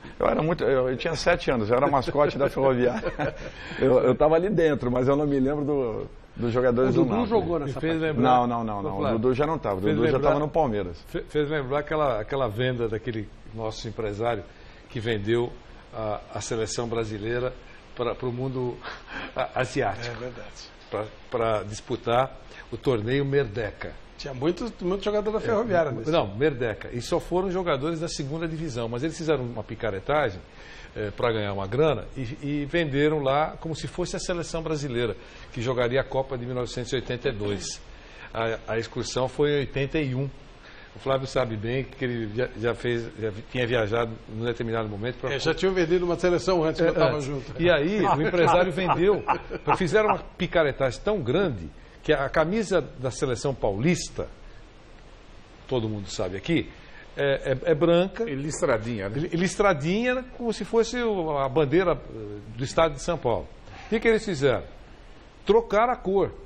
Colocaram camisa amarela da seleção brasileira com o distintivinho da seleção de São Paulo. Quer dizer, para o pessoal lá da Malásia, era a seleção brasileira. Aí levaram a segunda. O único jogador que prosperou no futebol, que estava nesse grupo, foi o Wilson Gotardo. Botafogo. O Wilson Gotardo do Botafogo. Foi para a seleção mesmo, no filme. Isso. Todos os outros eram garotos que não tinham nem viajado de avião. Imagina um fuso horário de 12 horas. Né? Então chegou todo mundo pirado. E aí, quando desembarcou, o trambiqueiro do empresário, a imprensa, percebemos que tinha alguma coisa errada no avião, né? Estava todo mundo na boca do avião, aqueles colares, tipo colar da Havaiana, para recepcionar. E eu falei, deve ter cara importante nesse voo aí. Mas eram os meninos que desceram. Desceram e todo mundo pá, com colar, não sei o quê. E aí o irmão do empresário, que foi o attachê, foi o cara da delegação, chamava-se Tony Zakur. Aí, irmão do Elias. Irmão do Elias Zakur. Aí desceu na frente de todo mundo, a imprensa perguntando e tal, cadê Sócrates? Zico. Ele falou, só faltaram os dois. Todos esses que estão aí vão pra Copa. E aí, quando você abriu o jornal no dia seguinte, chegou Seleção Samba. Perdão, chegou o futebol samba. E aí foi aquela trambicagem. Então estavam lá Indonésia, Japão, todas aquelas seleções da Ásia. Para simplificar, afinal, os meninos foram chegando, jogando bem, e foram jogando, e bateram no Japão, Indonésia, final. Brasil, era Brasil, camisa amarela. Claro. Lembre-se que não tem telefone celular e era tudo por telex. Claro. Então dava para enganar, porque enganou todo mundo, Chico. Claro. Aí, final, Brasil e Iraque, chefe da delegação iraquiana, Saddam Hussein. Eles estavam no hotel, o nome do hotel, Hotel Merdeka. Ficaram todas. Merdeka em himalaio significa independência. Aí, todas as delegações no mesmo hotel. Aí foram para o jogo. O árbitro comprado pela seleção do Iraque, 0-0 até no finalzinho, uma tempestade. Falta fora da área. Quase no finalzinho, o árbitro. Pênalti. Pro Iraque. Saddam Hussein na arquibancada, na tribuna. Iraque. Aí bateram com 1-0, ganhou o Iraque. Eu nunca vi coisa igual na minha vida. O estádio é enorme. Você estava lá, Vanderlei? Eu fui num ano e o Flávio foi? Antes. Foi um ano antes. Mas a gente não sabia disso. Quando chegou, aí vai ouvindo. E tudo que acontecia de trambicagem, eu escrevia para cá. O que aconteceu? Existia o Conselho Nacional de Desportos, presidido pelo professor Manuel Tubino. Tá certo? Que descobriu toda aquela picaretagem e caçou a licença do Elias Zakur. Ele nunca mais, depois daquilo, pôde levar nenhuma seleção para fora do país. O cara me odiava, queria me matar. Né? Mas aí, só para fechar, o estádio, eu achei tão lindo isso, o estádio, na hora que desceu o rei, né? Que era sultão, na verdade, que é um sultanato, desceu para entregar as medalhas. Quando foi entregar a medalha para a seleção do Iraque, as pessoas ficaram de costas no estádio. Não perceberam que era uma picaretagem. E quando foi entregar a medalha para os meninos do Brasil, o estádio todo aplaudiu. Então foi muito legal, e eu estou brincando porque você falou, veio o Eusébio, vai ver que foi a mesma coisa. Ó, esse é o Só faltou ele. Só faltou o Eusébio. Ô, Flávio, na Copa Kaiser já existiu esses times internacionais, entre aspas, ou não? Sim, tem Real Madrid, tem Barcelona, tem Manchester, tem... E olha, é muito puro, é muito gostoso de você ver o comportamento, de você ver que tem romantismo. E esse pessoal aí não está ligando para campeonato de profissional, não. Pode marcar jogo na hora de Corinthians e Palmeiras, na hora de final de Brasileiro, eles vão no jogo do time deles. É isso que interessa. Depois ficam sabendo à noite o que aconteceu, quem ganhou, quem perdeu. E quem faz esse aí, o pessoal do Pioneer, é um rapaz chamado Sérgio, muito competente, é um empresário muito legal. Esse pessoal todo faz com que o romantismo seja mantido. É lindo de ver, Flávio. É lindo, é gostoso de acompanhar. Então, domingo no Mesa Redonda, final da Champions League, nós vamos mostrar o jogo, vai ser no Pacaembu o jogo, viu? Xará, já seguindo aquela linha que você fazia, né? Falando em romantismo, vamos dar parabéns para o Jonas Campos e para o Juba, que foi o editor dessa matéria, o Jonas, o repórter, porque eles me encontraram no corredor na hora que eu fui gravar um off, que deve passar daqui a pouco no Mesa. Eles, Anitta, a gente está fazendo uma série, eles estavam maravilhados, os dois. É bem legal, é bem legal. Botafogo e Corinthians, vamos ver alguns lances do jogo de ontem. A primeira chance do jogo foi do Corinthians neste chute de Jadson, que passou por cima do gol de Neneca. A resposta do Botafogo veio no erro de Balbuena. Sorte do Timão que Rafael Bastos demorou na finalização e Guilherme Arana chegou para travar na hora H. O time da casa tentou abrir o placar no chute de Pituca, mas a bola foi alta demais. No final do primeiro tempo, o Corinthians teve uma grande chance, primeiro com o Jô. E na sequência, com o Michael. Em ambos os lances, a defesa do Botafogo levou vantagem. Já no segundo tempo, o Botafogo levou perigo logo no comecinho. Felipe desviou de cabeça e Cássio fez a defesa no canto direito. E tinha mais. Francis recebeu pela esquerda e soltou a bomba. A bola passou raspando o travessão de Cássio. O Timão teve outra oportunidade, agora com o Romero, mas o chute do paraguaio passou longe. E ficou assim, Botafogo, 0. Corinthians, também 0. Bom, Flávio Adalto, e aí? O que você pode falar do jogo? Você já disse, em termos de resultado, foi legal. Foi bom resultado, você empata fora. A tendência é essa, né? No mata-mata, você empata fora e ganha em casa. É o normal é isso. Em termos de produção, o que você pode falar? Olha, como resultado bom, como futebol, vocês mesmos viram, não adianta a gente querer tapar o sol com a peneira, não foi um bom jogo, com raras oportunidades. Em relação ao Corinthians, principalmente, eu posso dizer o seguinte, são muitas alterações, foram contratados até agora 9 jogadores, um deles estreou ontem, inclusive, que é o Cleiton, né? Então você ainda tem jogadores que vão entrar bem. E é um time que está mesclando alguns jogadores bastante experientes com alguns jogadores bem novos.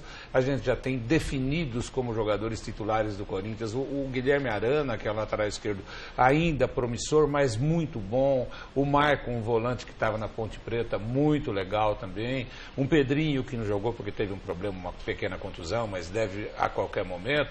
E aí você tem os jogadores mais experientes que estão se adaptando, que é o caso do Jadson, um Rodriguinho que não pôde atuar ontem, um Gabriel, que é um jogador já bastante experiente, uma defesa que compõe a melhor defesa do Campeonato Paulista, e não é pouco isso, se a gente levar em consideração que você tem Cássio, Fagner, o Pablo, um Balbuena e um Arana, formando um setor que já está dando um pouco de tranquilidade para o treinador cuidar do restante do time. Ele cuidou primeiro dessa defesa, agora o meio de campo está se acertando, outros garotos que podem ser lançados, e quem sabe até ainda, antes de começar o Brasileiro, a gente ter mais um ou dois bons reforços, né? Mas é um time que está sendo remontado pela terceira vez, não é brincadeira, você tem um time em 2015, remonta em 2016 no começo, perde esse mesmo time em 2016 e remonta para 2017. Eu estou falando em 9 contratações e que estão sendo colocadas agora, e ainda tem jogadores que precisam voltar de contusão. Então eu acho que tem que ter paciência. E olha, eu vou dizer isso aqui sem fazer média com ninguém. Eu estou adorando a paciência, vendo que está havendo compreensão por parte do torcedor do Corinthians em relação principalmente às inovações que estão sendo feitas, aos garotos que estão sendo lançados, porque tem que ter paciência, não dá para você esperar que eles vão definir as coisas num mês e tal. Eu acredito até que até maio, comecinho de junho, esse time já vai estar prontinho dentro do próprio Campeonato Brasileiro. E no Campeonato Paulista, para aqueles que dizem que o Corinthians é a quarta força, a gente vai ter que provar o contrário. A gente acredita que dará para provar que estamos um pouquinho acima de quarta força. Ô Dorival, a propósito de montagem, claro, Chico já vai falar, montagem de time, e essa situação que o Flávio colocou para o Corinthians, vale para o Santos também, né? Sempre mexendo, sempre mudando. Não, eu acho que o Santos já é um pouquinho diferente, Flávio. Mesmo assim, a montagem ela é muito complicada. E o que o Flávio fala, se nós não tivermos um pouco de paciência, não adianta. Você acaba interrompendo no meio um processo que tem que ser natural. A montagem de um grupo, perdeu quase que todo o grupo, campeão de 2015, 2016, essa colocação é muito correta, foi feita uma reformulação, agora está chegando essa garotada que foi campeã da taça, com qualidades. São garotos que precisam aí de um número X de partidas até conseguirem uma estabilidade. O Santos agora que está atingindo com a maioria dos seus jogadores umas 100 partidas, entre 80 e 100 partidas. Isso aí é muito importante. É um momento agora sim de um crescimento.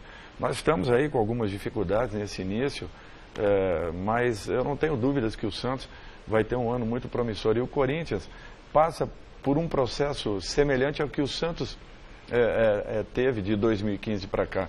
O Santos também, na abertura do ano de 2015, era a quinta força do Paulista, não era a quarta. E de repente aquela equipe foi campeã paulista.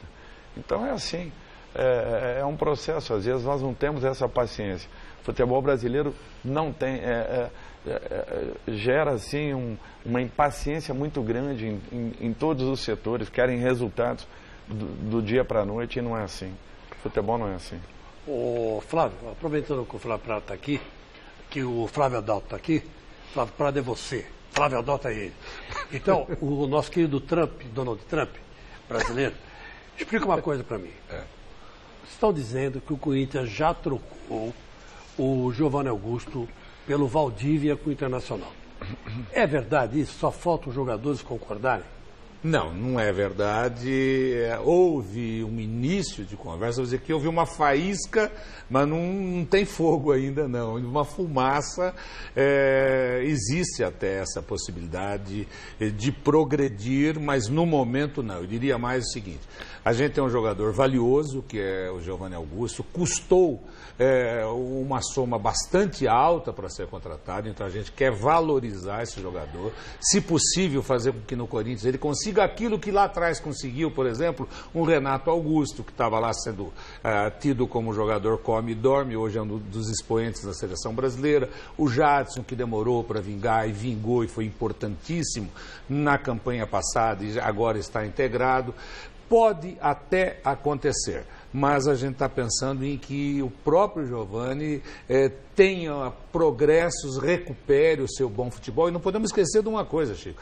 No primeiro semestre do ano passado, ele foi o mais importante jogador do Corinthians. Quer dizer, não desaprendeu. Então a gente vai acreditar que possa vir. Em relação ao Valdívia, viria a somar. Mas é um negócio bem embrionário. Mas se ainda, for, né? é definitivo? Seria Não, empréstimo. Da mesma forma em que a gente cedeu o Marlone e trouxe o Cleiton até o final do ano, para discutir ao final da temporada, de acordo com o rendimento do jogador, um deles no Atlético, o outro no Corinthians, e se houver essa possibilidade, um Valdívia aqui e um Giovanni lá, ao final fecha agora com prazo fixado, com preço fixado, para depois decidir. Mas ainda é bastante embrionário o Giovanni Augusto e Valdívia. Vamos ver o que disse o Carille.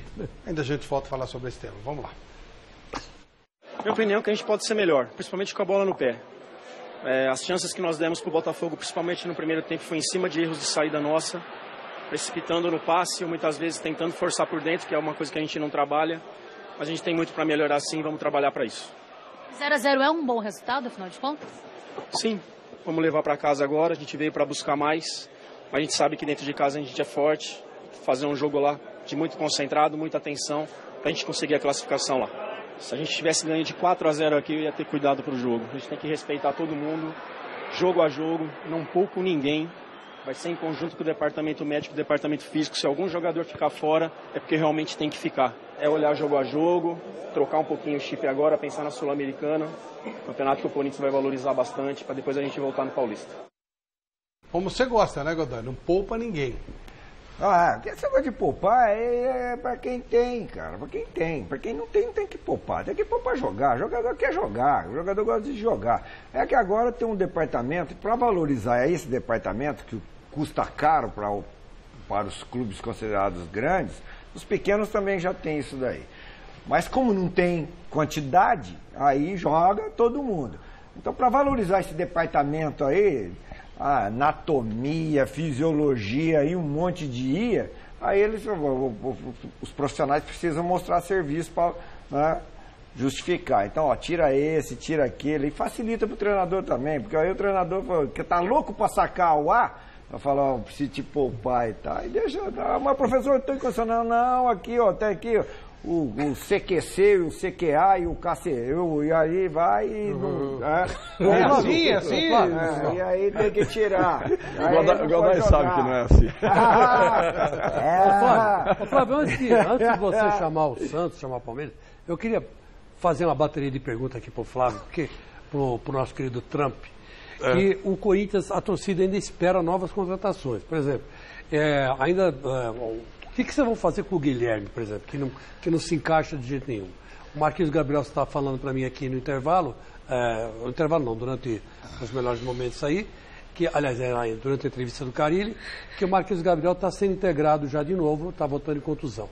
Mas o Guilherme e outras contratações podem acontecer até o Campeonato Brasileiro, durante a Sul-Americana? Pode. Eu não diria que contratações de vulto, custando muitos milhões, não. O Corinthians tem que ter o pé no chão, o Corinthians tem uma administração que ficou preocupada em entregar esse mandato do Roberto com um déficit inferior ao que encontrou. O Corinthians sabe que não pode fazer doidice e sair devendo para todo mundo, não vai fazer esse tipo de coisa, mas não vai deixar também de ter alguma ousadia. Em relação a alguns jogadores, eu digo sempre, com muito respeito, Chico, eles não têm culpa, por exemplo, de estarem no clube, de não conseguirem, talvez culpa de não conseguirem render aquilo que a gente espera. Mas a partir do momento que eles sejam profissionais do Corinthians, estão lá, tem contrato em vigor, o torcedor fala, manda embora. Não é assim, ninguém vai mandar um ser humano embora porque ele não está conseguindo jogar bem, ou ninguém vai fazer alguma coisa que lese o clube. Para você mandar um jogador embora, você tem que pagar todos os direitos, você tem que pagar o contrato dele até o fim. Às vezes você tem um jogador com 24 meses de contrato pela frente, 30 meses pela frente, não tem. Você vai esperar a recuperação do jogador, trabalhar aí é que é a grande vantagem, ou a vitória, fazer com que aquele que não está bem, fique bem. O Marquinhos Gabriel vinha tendo uma série de problemas que exigiram uma cirurgia, e essa cirurgia foi bem realizada, ele já está praticamente bom para jogar. Eu posso dizer, ele desaprendeu o que ele sabia fazer. No Santos, por exemplo, eu vi o Marquinhos Gabriel fantástico em alguns jogos pelo Com o Dorival mesmo. Com o Dorival, eu vi jogando muito. Agora, muito provavelmente também ele volte a jogar. A gente sabe que um Guilherme tem potencial, que pode jogar, e acreditar. Só que nesse intervalo não está rendendo bem, o Carille está tomando as posições, botando jogadores jovens, volta agora um Carlinhos também vindo de uma cirurgia, o Marquinhos Gabriel volta agora também, a defesa já está praticamente acertada, meio de campo melhorando. Então, tudo vem sendo feito pensando no momento, no futuro e sem fazer loucura, porque com dinheiro é fácil, né? Você bota aí 50 milhões, 100 milhões na mão de um dirigente, fala, vai comprar. Ainda assim pode fazer coisas erradas, mas no nosso caso específico, a gente está fazendo aquilo que faz parte do DNA da história do Corinthians. Quando eu digo DNA, historicamente o Corinthians sempre revelou jogadores, sempre usou jogadores. Eu conversava outro dia com o Carille, com o Alessandro,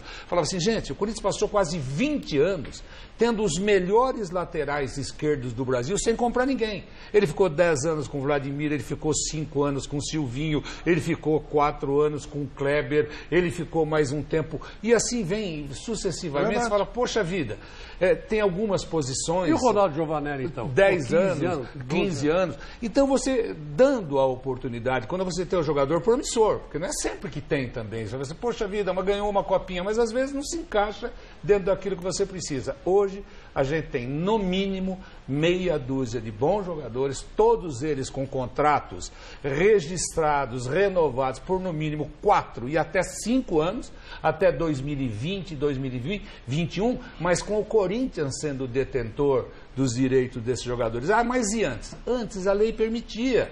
Até 2015 permitia aquele fatiamento. Você tinha 10%, 20%. Hoje não. Hoje o Corinthians tem praticamente 70%, 80%, 100% da maioria dos seus jogadores. E todos esses garotos que eu citei aqui, o Léo Santos, que é um garoto zagueiro muito bom, o Pedro Henrique, o Carlinhos, o lateral esquerdo, o Moisés, que você tem aí o Pedrinho, Léo Jabá. Todos esses garotos, hoje, eles poderão ter tempo de render para o Corinthians e fazer com que esse DNA aflore. Por quê? Se não der certo agora, em 2016, em 2017, pode dar certo em 2018, em 2019, porque eles serão do Corinthians. Ah, mas podem ser negociados até, desde que seja bastante interessante, Godoy. Para o clube, pode. O duro era você perder jogador que começa a nascer, vai embora. Começa a nascer, vai embora. Dá 2 chutes, faz 2 gols, vai embora. E isso só irá acontecer se o Corinthians permitir. E a gente não está afim de permitir, não. A única proposta que chegou forte para tirar um jogador que a gente queria manter naquele momento era em relação ao Rodriguinho e o futebol turco. A gente disse não está à venda e ponto final. Pode oferecer o que quiser, mas não vai sair. E não saiu e é um jogador importante para o Corinthians. E os demais que vieram todos eles com condições que eram favoráveis para nós. E em relação aos garotos, acabou esse negócio de ficar perdendo, porque o empresário quer... Corinthians querendo, o jogador querendo e tendo uma boa proposta é uma conversa, mas nem sempre isso vai acontecer, não. A gente quer manter essa base e a torcida está compreendendo isso. Nos últimos jogos na Arena, um com quase 30 mil pessoas, outro com 20 mil pessoas, os meninos, inclusive, têm tido uma compreensão muito maior. Ele erra, pisa na bola, não acontece nada. É um jogador jamais rodado, erra, pisa na bola, toma várzea, toma vaia. Por que isso? Porque está havendo a compreensão daquilo que a gente está querendo fazer. Quem sabe não renda todos os frutos em 2017, renda em 2018, 2019. Vamos para o nosso Mesa Quadrada? Vamos lá.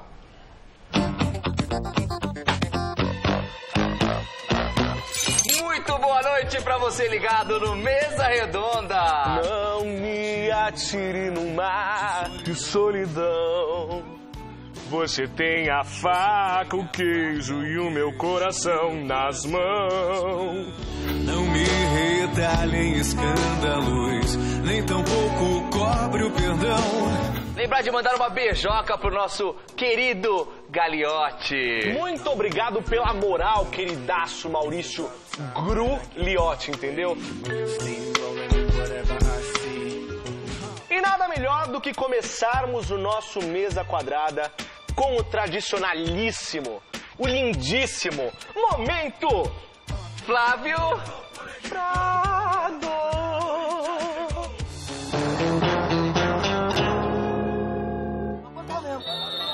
Correu pelo Chabaté.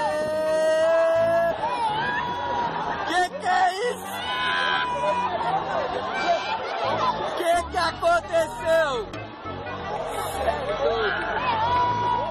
Com essa narração lindíssima, né, do povo, da massa, né? Você como narrador, você aprovou a narração? Eu aprovei, sensacional. Fantástico, parabéns, hein? Parabéns.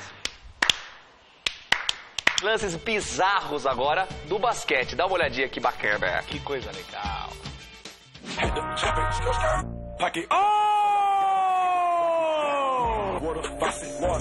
Yeah! Game changer shot. Walker, long three. Triple off. And the rebounder, Richardson. Still an opportunity with a minute to play. Malandrão, sou malandrão. Aí, ninguém me segura, meu. Olha só, meu, olha aí. Mazembe, né? A lá Mazembe é a comemoração dele.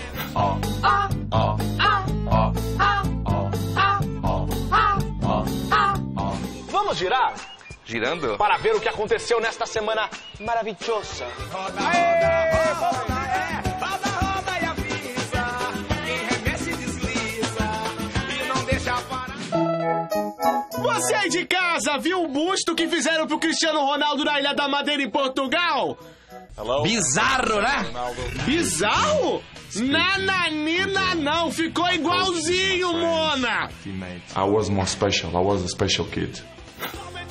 Por falar em pessoas bonitas, o Flávio Prado conheceu, sabe quem? O Wesley Safadão essa semana. Meninão, vai safadão, né? Perdeu, hein, Vanderlei Nogueira? 99% anjo perfeito, mas aquele 1% é vagabundo. E também também tivemos o peruano Raiz Cueva do São Paulo, mais louco que la pelota de la galera do Maracanã do Viara. Essa novinha é terrorista, é especialista. Olha o que ela faz no baile funk com as amigas. E a nossa seleção monstra tá na Copa da Rússia. Tite, novo presidente do Brasil. Que homem, hein? Deus grego, Tite. Treina a minha vida, Tite. Treina a minha vida, pelo amor de Deus, Tite. Te amo, cara. E Neymar, me engravida, Neymar. A Sandra foi vista nos corredores da Gazeta. Sandra Cardoso, né? Ou o Celso Arenberg. Como que é? Sandra Arenberg. Que deselegante. E o povo todo está perguntando, Vinícius. São as massas, novamente, não Sério, cara, tá todo mundo me pergunta na rua, fala que legal, a Sandra Arenberg tá agora no Gazeta Esportiva, tá na Gazeta, saiu da Globo, foi pra Gazeta, que bacana, bom pra Gazeta. Vamos ver o que o povo tá dizendo aí em todos os lugares. Fala pessoal do Mesa Quadrada, tudo bem? Quem tá falando aqui é o Caio, de São Mateus.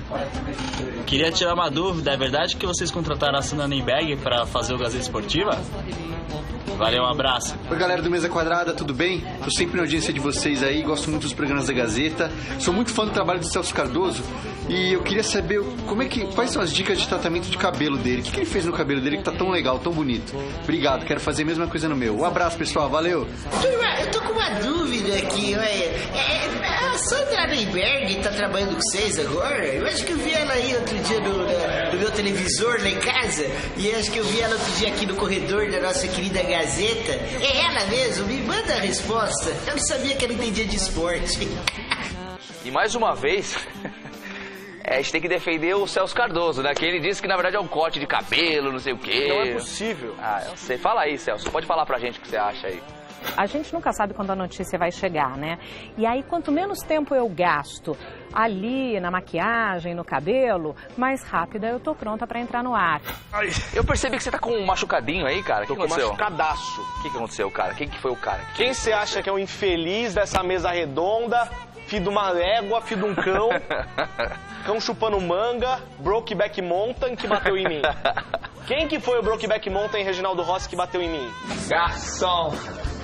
Aqui, nessa mesa de bar, não sei o resto. Você já cansou de escutar centenas de casos de amor.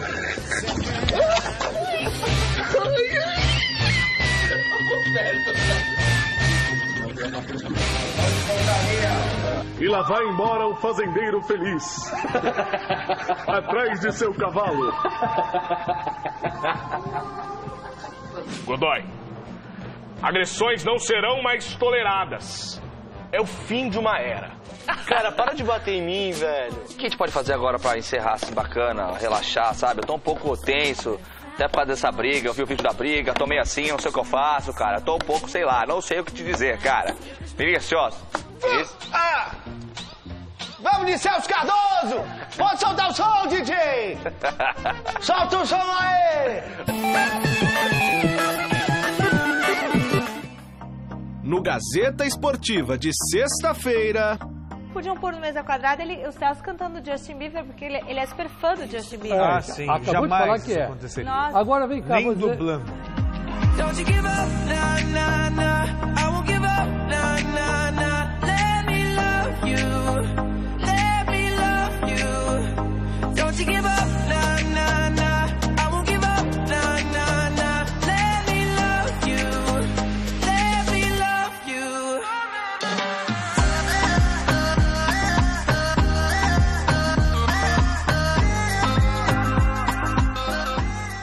Então, direito. Mas que coisa, não? O Celso Cardoso tá oriçado. Só né? matando, né?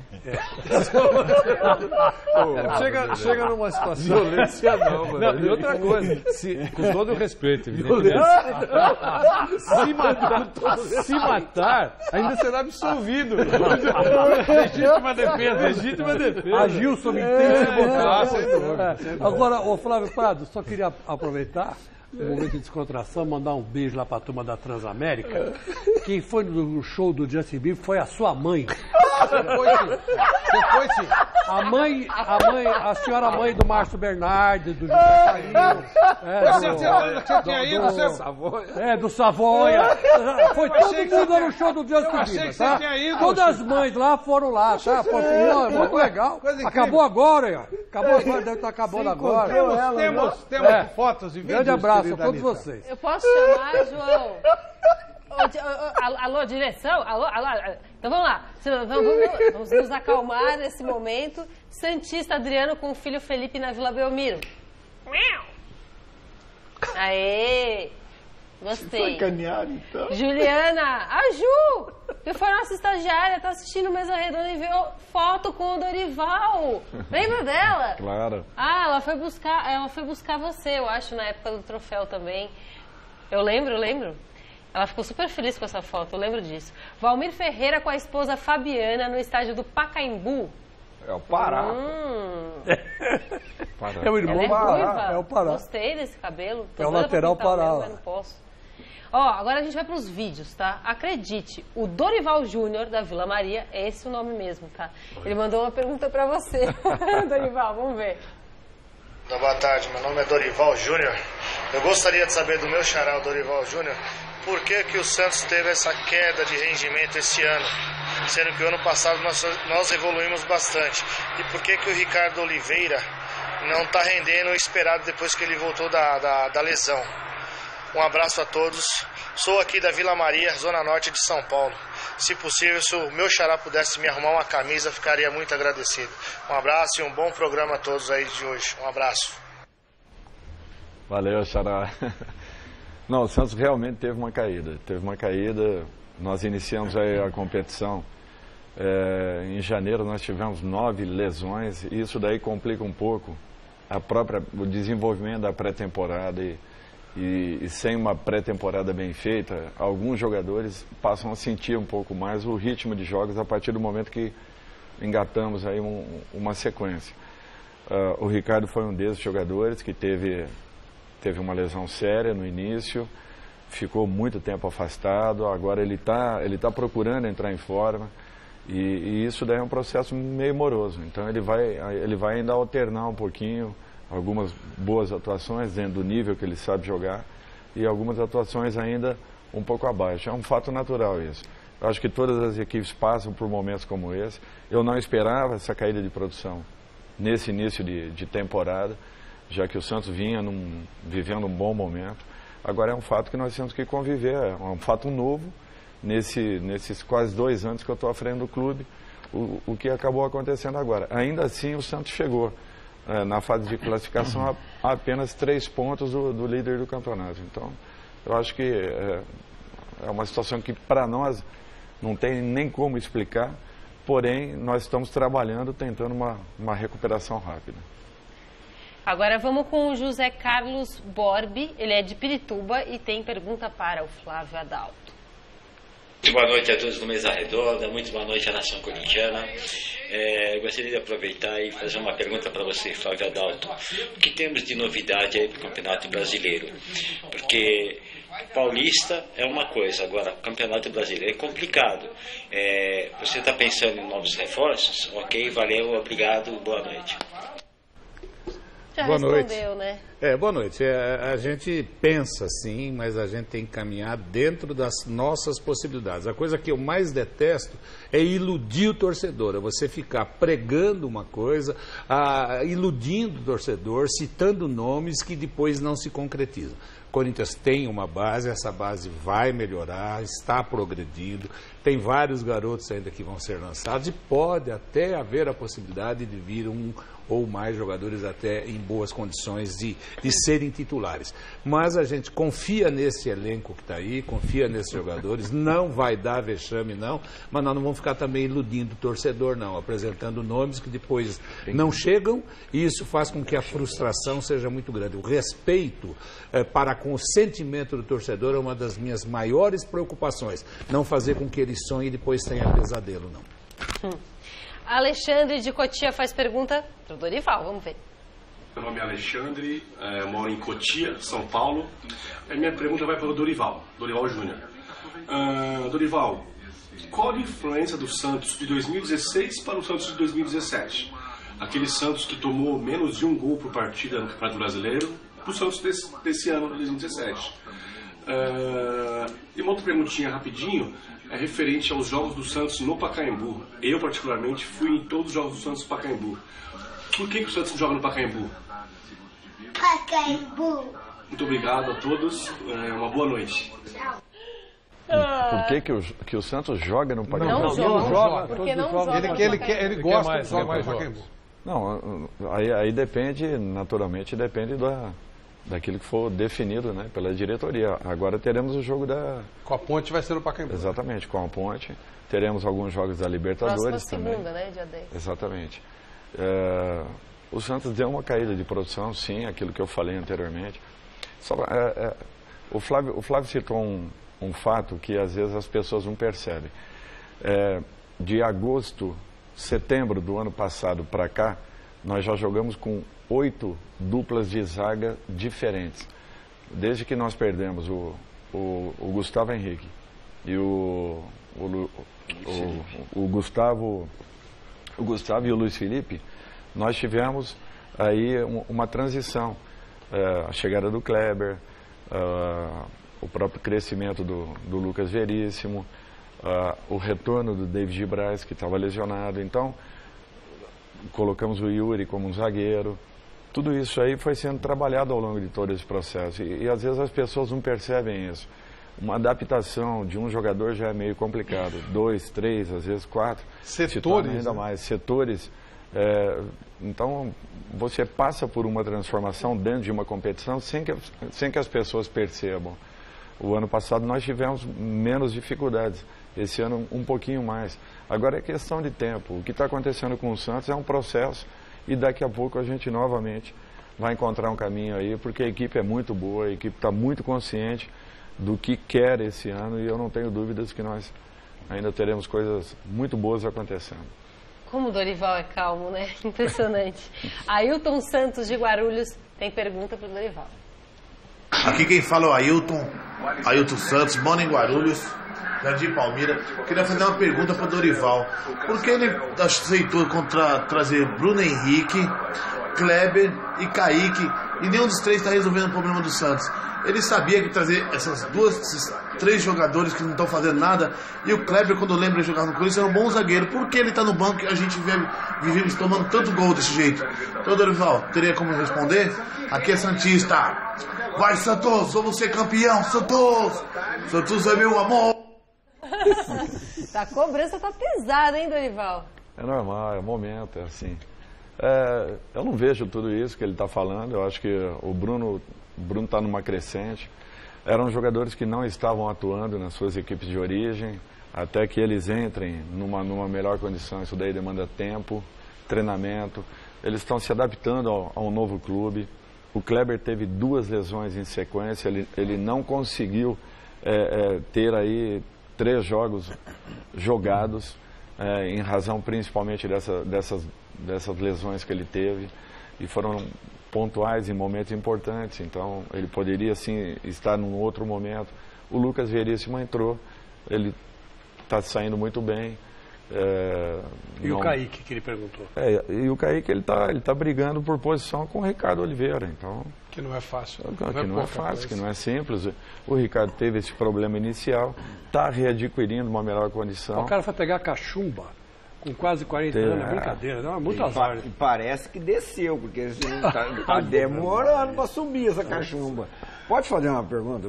Tem uma galera de... Posso botar o jogo e na Fique volta à vontade, Então vamos lá, vamos ver o jogo e na volta a pergunta é sua. Manda você. Meu caro Oscar Roberto de Godoy. Vamos pro jogo. O pessoal do Mesa Quadrada e você, eu preciso... Ponte Preta e Santos abriram as quartas de final do Paulistão em Campinas. A primeira chance foi da Macaca. Potker recebeu entre a zaga e tentou encobrir Vanderlei. A bola passou perto. Com Jean Mota improvisado na lateral esquerda, o Santos tinha dificuldades em trocar passes no setor defensivo. E foi por ali que a Ponte chegou ao gol. Nino Paraíba recebeu livre e tocou para Potker mandar para o fundo da rede. 1-0 Ponte.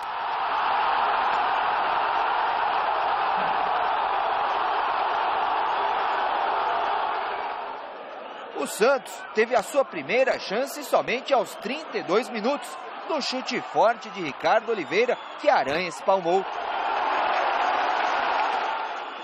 Um minuto depois, o goleiro salvou a Ponte novamente, nesta bola desviada pela zaga. Dorival Júnior substituiu Vitor Bueno e colocou o Copete na segunda etapa. E o colombiano achou Ricardo Oliveira livre na área e o camisa 9 chutou por cima. A partir daí, só deu Ponte Preta. Potker cabeceou sozinho. Vanderlei salvou e no rebote o centroavante isolou a bola. Aos 47, a arbitragem ainda anulou este gol de Wendel, alegando impedimento. Final, Ponte Preta 1, Santos 0. Feliz hoje com a postura da equipe, eu acho que os laterais foram muito bem, o Nino não só desarmou como jogou, né? Fez o passe do gol. A gente fica contente que a equipe mais uma vez teve uma entrega. Não é fácil você fazer um jogo da intensidade que nós fizemos com o Palmeiras e praticamente 2 dias e meio nós na arena de novo aqui no Majestoso dando mais uma vitória para o nosso torcedor, que mais uma vez foi brilhante, contagiante, essa energia que esses atletas necessitam. O tamanho dessa vantagem que vocês levam para segunda-feira da semana que vem? Então, se nós tivéssemos empatado o jogo, nós também íamos com o mesmo intuito de acreditar na classificação. O mais importante é que nós estamos levando uma vantagem. Agora, a gente sabe que o segundo jogo, que difere do primeiro, que todo mundo sabe que já vai ter que acontecer. Santos vai vir para cima, já automaticamente já é a identidade do Santos, uma equipe que joga no campo do adversário, que a gente vai ter que ter essa postura, vamos ter uma marcação encurtada, mas também a gente não abdicar de fazer o que a gente vem fazendo. Agora, só que dentro do Pacaembu, claro que o nosso torcedor, a Ponte Preta, vai aonde a Ponte for, mas a gente vai ter que ser inteligente lá. Não adianta começar o jogo e já querer administrar isso. Aí é chamar o adversário total para dentro do nosso campo. Agora tem que jogar, com a bola no pé nós vamos ter toda a liberdade, vamos ter a ousadia para a gente poder fazer um grande jogo e trazer a nossa classificação. Bom, obrigado ao pessoal da assessoria de imprensa do Santos, mandou uma camisa bacana aqui, um chaveirinho legal. Obrigado, viu? Godoy, sua pergunta ao Dorival. Tem um pessoal lá de São José do Rio Preto, o Ailton Lucero, o Marco, o Zé Beto, o Thiago e também o Neto Brasolim e mais o Márcio lá do Sucos Camp querem saber de você o seguinte: por que o Thiago Ribeiro não é titular? E agora a tua molecada não gosta muito de jogar no Pacaembu, preferem o alçapão da Vila Belmiro. E agora? Ele perdeu em Campinas e vai jogar no Pacaembu, tá fora. Não, mas eu não vejo problema não. Nós jogamos no Pacaembu e temos aí acho que 18 a 19 vitórias seguidas dentro do Pacaembu. Acho que até mais. Então, se uma equipe quer ser campeã, Godoy, não tem... Lógico que nós gostamos de jogar dentro da Vila. Isso aí é um fato. Agora, e viemos tendo assim uma trajetória na Vila impressionante. Mudou um pouquinho esse comportamento, de repente um jogo aqui no Pacaembu também. Se nós queremos um campeonato, nós não temos que ver aonde serão os jogos, com quem enfrentaremos, nós temos que passar pelos adversários. E agora é a Ponte, dentro do Pacaembu. Temos que reverter um resultado que nós vimos o que nós fizemos ou deixamos de fazer em Campinas. Eu acho que o principal é reconhecermos que a Ponte foi superior à equipe do Santos. Eu acho que esse é um ponto. Às vezes nós procuramos os erros da nossa equipe, mas nunca vemos aquilo que a equipe adversária fez de bom. E a Ponte marcou muito bem, foi muito competente na marcação, anulou praticamente a nossa forma de jogar e se aproveitou. Agora, nós temos também condições de podermos reverter esse quadro e fazermos um jogo completamente diferente do primeiro na segunda-feira seguinte. E o Thiago Ribeiro? O Thiago é uma questão também de uma volta do Thiago. O Thiago ficou muito tempo parado o ano passado no Bahia, depois que ele foi afastado. Ele está readquirindo uma melhor condição, está numa briga também. O Bruno vinha numa crescente, o próprio Copete vinha muito bem desde o ano passado. Então, nós temos que ter esse cuidado. Aos poucos o Thiago vem entrando, aos poucos o Hernandes também vem entrando, o Vladimir. até que todos se adaptem totalmente e consigam mostrar as suas melhores condições, eu acho que leva também um tempinho, e é esse tempo que a gente às vezes vai dando para a própria equipe titular, que vem de um histórico muito positivo de 2016. Então eu não posso descartar tudo aquilo que foi feito. Você sempre acredita que no jogo seguinte você encontrará o caminho, como nós fizemos, nós alternamos algumas boas partidas. Fizemos um grande jogo outro dia contra o Palmeiras, é que nós perdemos o jogo e de repente tem uma outra conotação. Então nós temos que ter essa consciência, o treinador tem que avaliar e analisar muito mais do que um simples resultado. Por isso que você tem que ter, às vezes, os pés no chão e uma paciência um pouco maior do que o próprio envolvimento, né, daquilo que o torcedor pensa. Obrigado. Vanderlei, eu queria perguntar para o Dorival. Primeiro, eu queria dizer que deve ser muito desgastante para o técnico, né? Esse processo de escolher quem vai jogar, quem tem que ficar esperando, quem tem que ficar no banco, né? Porque deve passar pela cabeça dele ou dos outros aquela imagem de que, na sua cabeça, que eu não posso ser visto como um cara injusto, como um cara que tem erro de avaliação, estou protegendo esse em detrimento daquele. Eu imagino que isso seja muito complicado na cabeça de um treinador, seja ele qual for. Mas eu queria aproveitar na esteira do que você e o Flávio falaram sobre os jovens, né? Ele falou dos jovens do Corinthians, você do Santos. Só surgem jovens, na minha avaliação, quando o cofre é vazio. Quando o cofre é vazio, você está entendendo, quando não é farto. Nem do Santos, nem do São Paulo e nem do Corinthians. Exceção feita ao cofre recente do Palmeiras, e por isso você vê as contratações todas que foram feitas e tal. Não foi o que aconteceu no São Paulo, no Santos e nem no Corinthians. Só quando o cofre está bem enxutinho é que surge a garotada. E às vezes surge aí um Neymar da vida, né? Não é nessa linha? Gabriel Jesus. Gabriel Jesus. Vanderlei, assim, eu nunca levei muito por esse lado. Eu não deixo, às vezes, que uma ou outra contratação aconteça se eu ver que eu tenha uma peça de reposição na base. E não adianta me falarem que tem, eu quero olhar. Por isso que eu estou ali a todo momento observando o treino do Sub-17, do Sub-20, do Sub-23. Às vezes não tem um trabalho em um período qualquer, eu estou dentro do CT, eu estou sentado ali na arquibancada, eu estou vendo o que está acontecendo. Por quê? Porque eu quero constatar um fato. E observando uma possibilidade de um garoto, eu vou tentar trazê-lo na medida do possível e dentro daquilo que acho necessário. Talvez aconteça isso em alguns momentos com alguns clubes. Agora, em todos os clubes que eu vá, podem ter certeza disso. Eu sempre vou valorizar primeiro aquilo que eu tenho na base. E isso é um compromisso que eu tenho comigo desde o meu primeiro clube. O Palmeiras, aquele ano, caindo em 2014, nós colocamos 5 jogadores para jogar. João Pedro, Natan, o Victor, o Renato, enfim, 5 jogadores da base para atuarem. Mas não sobrava dinheiro. Nem podíamos contratar naquele momento. Que eu estou dizendo. Quer dizer, quando o cofre está vazio... Mas tinha um elenco de 43, 45 fica mais jogadores. fácil trazer o garoto. Vamos dar uma olhadinha no jogo do Palmeiras, que foi agora há pouco. Vamos ver os gols desse jogo. Em Novo Horizonte, a equipe da casa saiu na frente do Palmeiras aos 11 minutos de jogo. Roberto ganhou o lance de Edu Dracena, escapou pela direita, invadiu a área e abriu o placar no Jorge Ismael de Biasi. Novo Horizontino 1-0. O empate do Palmeiras veio aos 38 minutos. Após um longo bate-rebate dentro da área, a bola sobrou para Dudu tocar firme para o gol, 1-1. No segundo tempo, mais Palmeiras e mais confusão na área do Novo Horizontino. Após o toque de cabeça de Mina, Borja aproveitou e virou o jogo para o Verdão, 2-1. E aos 44, o Palmeiras fechou a conta com Roger Guedes, completando o chute cruzado de Eric. Na comemoração, o atacante subiu no alambrado, foi advertido com o segundo cartão amarelo e acabou expulso do jogo. Final em Novo Horizonte, Novo Horizontino 1, Palmeiras 3.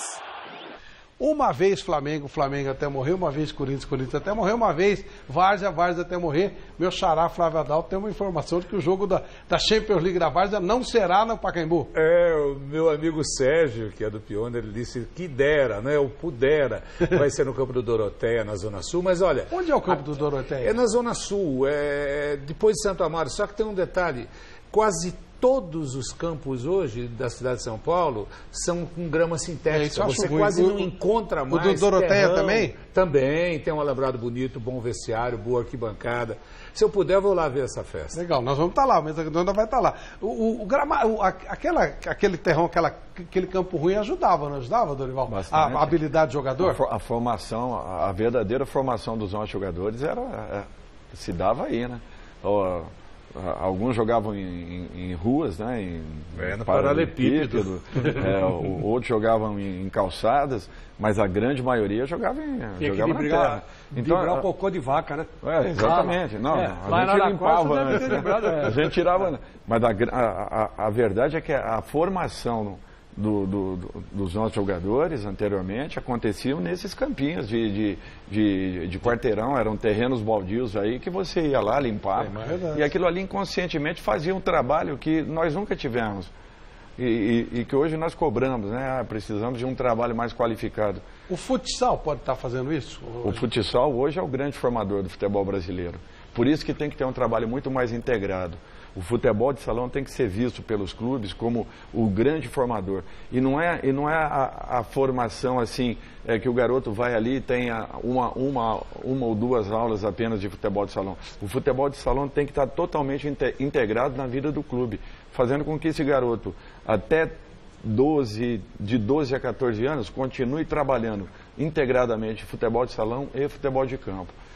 Nós temos que mudar um pouco a concepção de trabalhos. Excelente ideia. De trabalhos dos nossos garotos, Flávio. Não se aceita mais nós colocarmos garotos sub-11, até sub-13 em campos normais, em campos...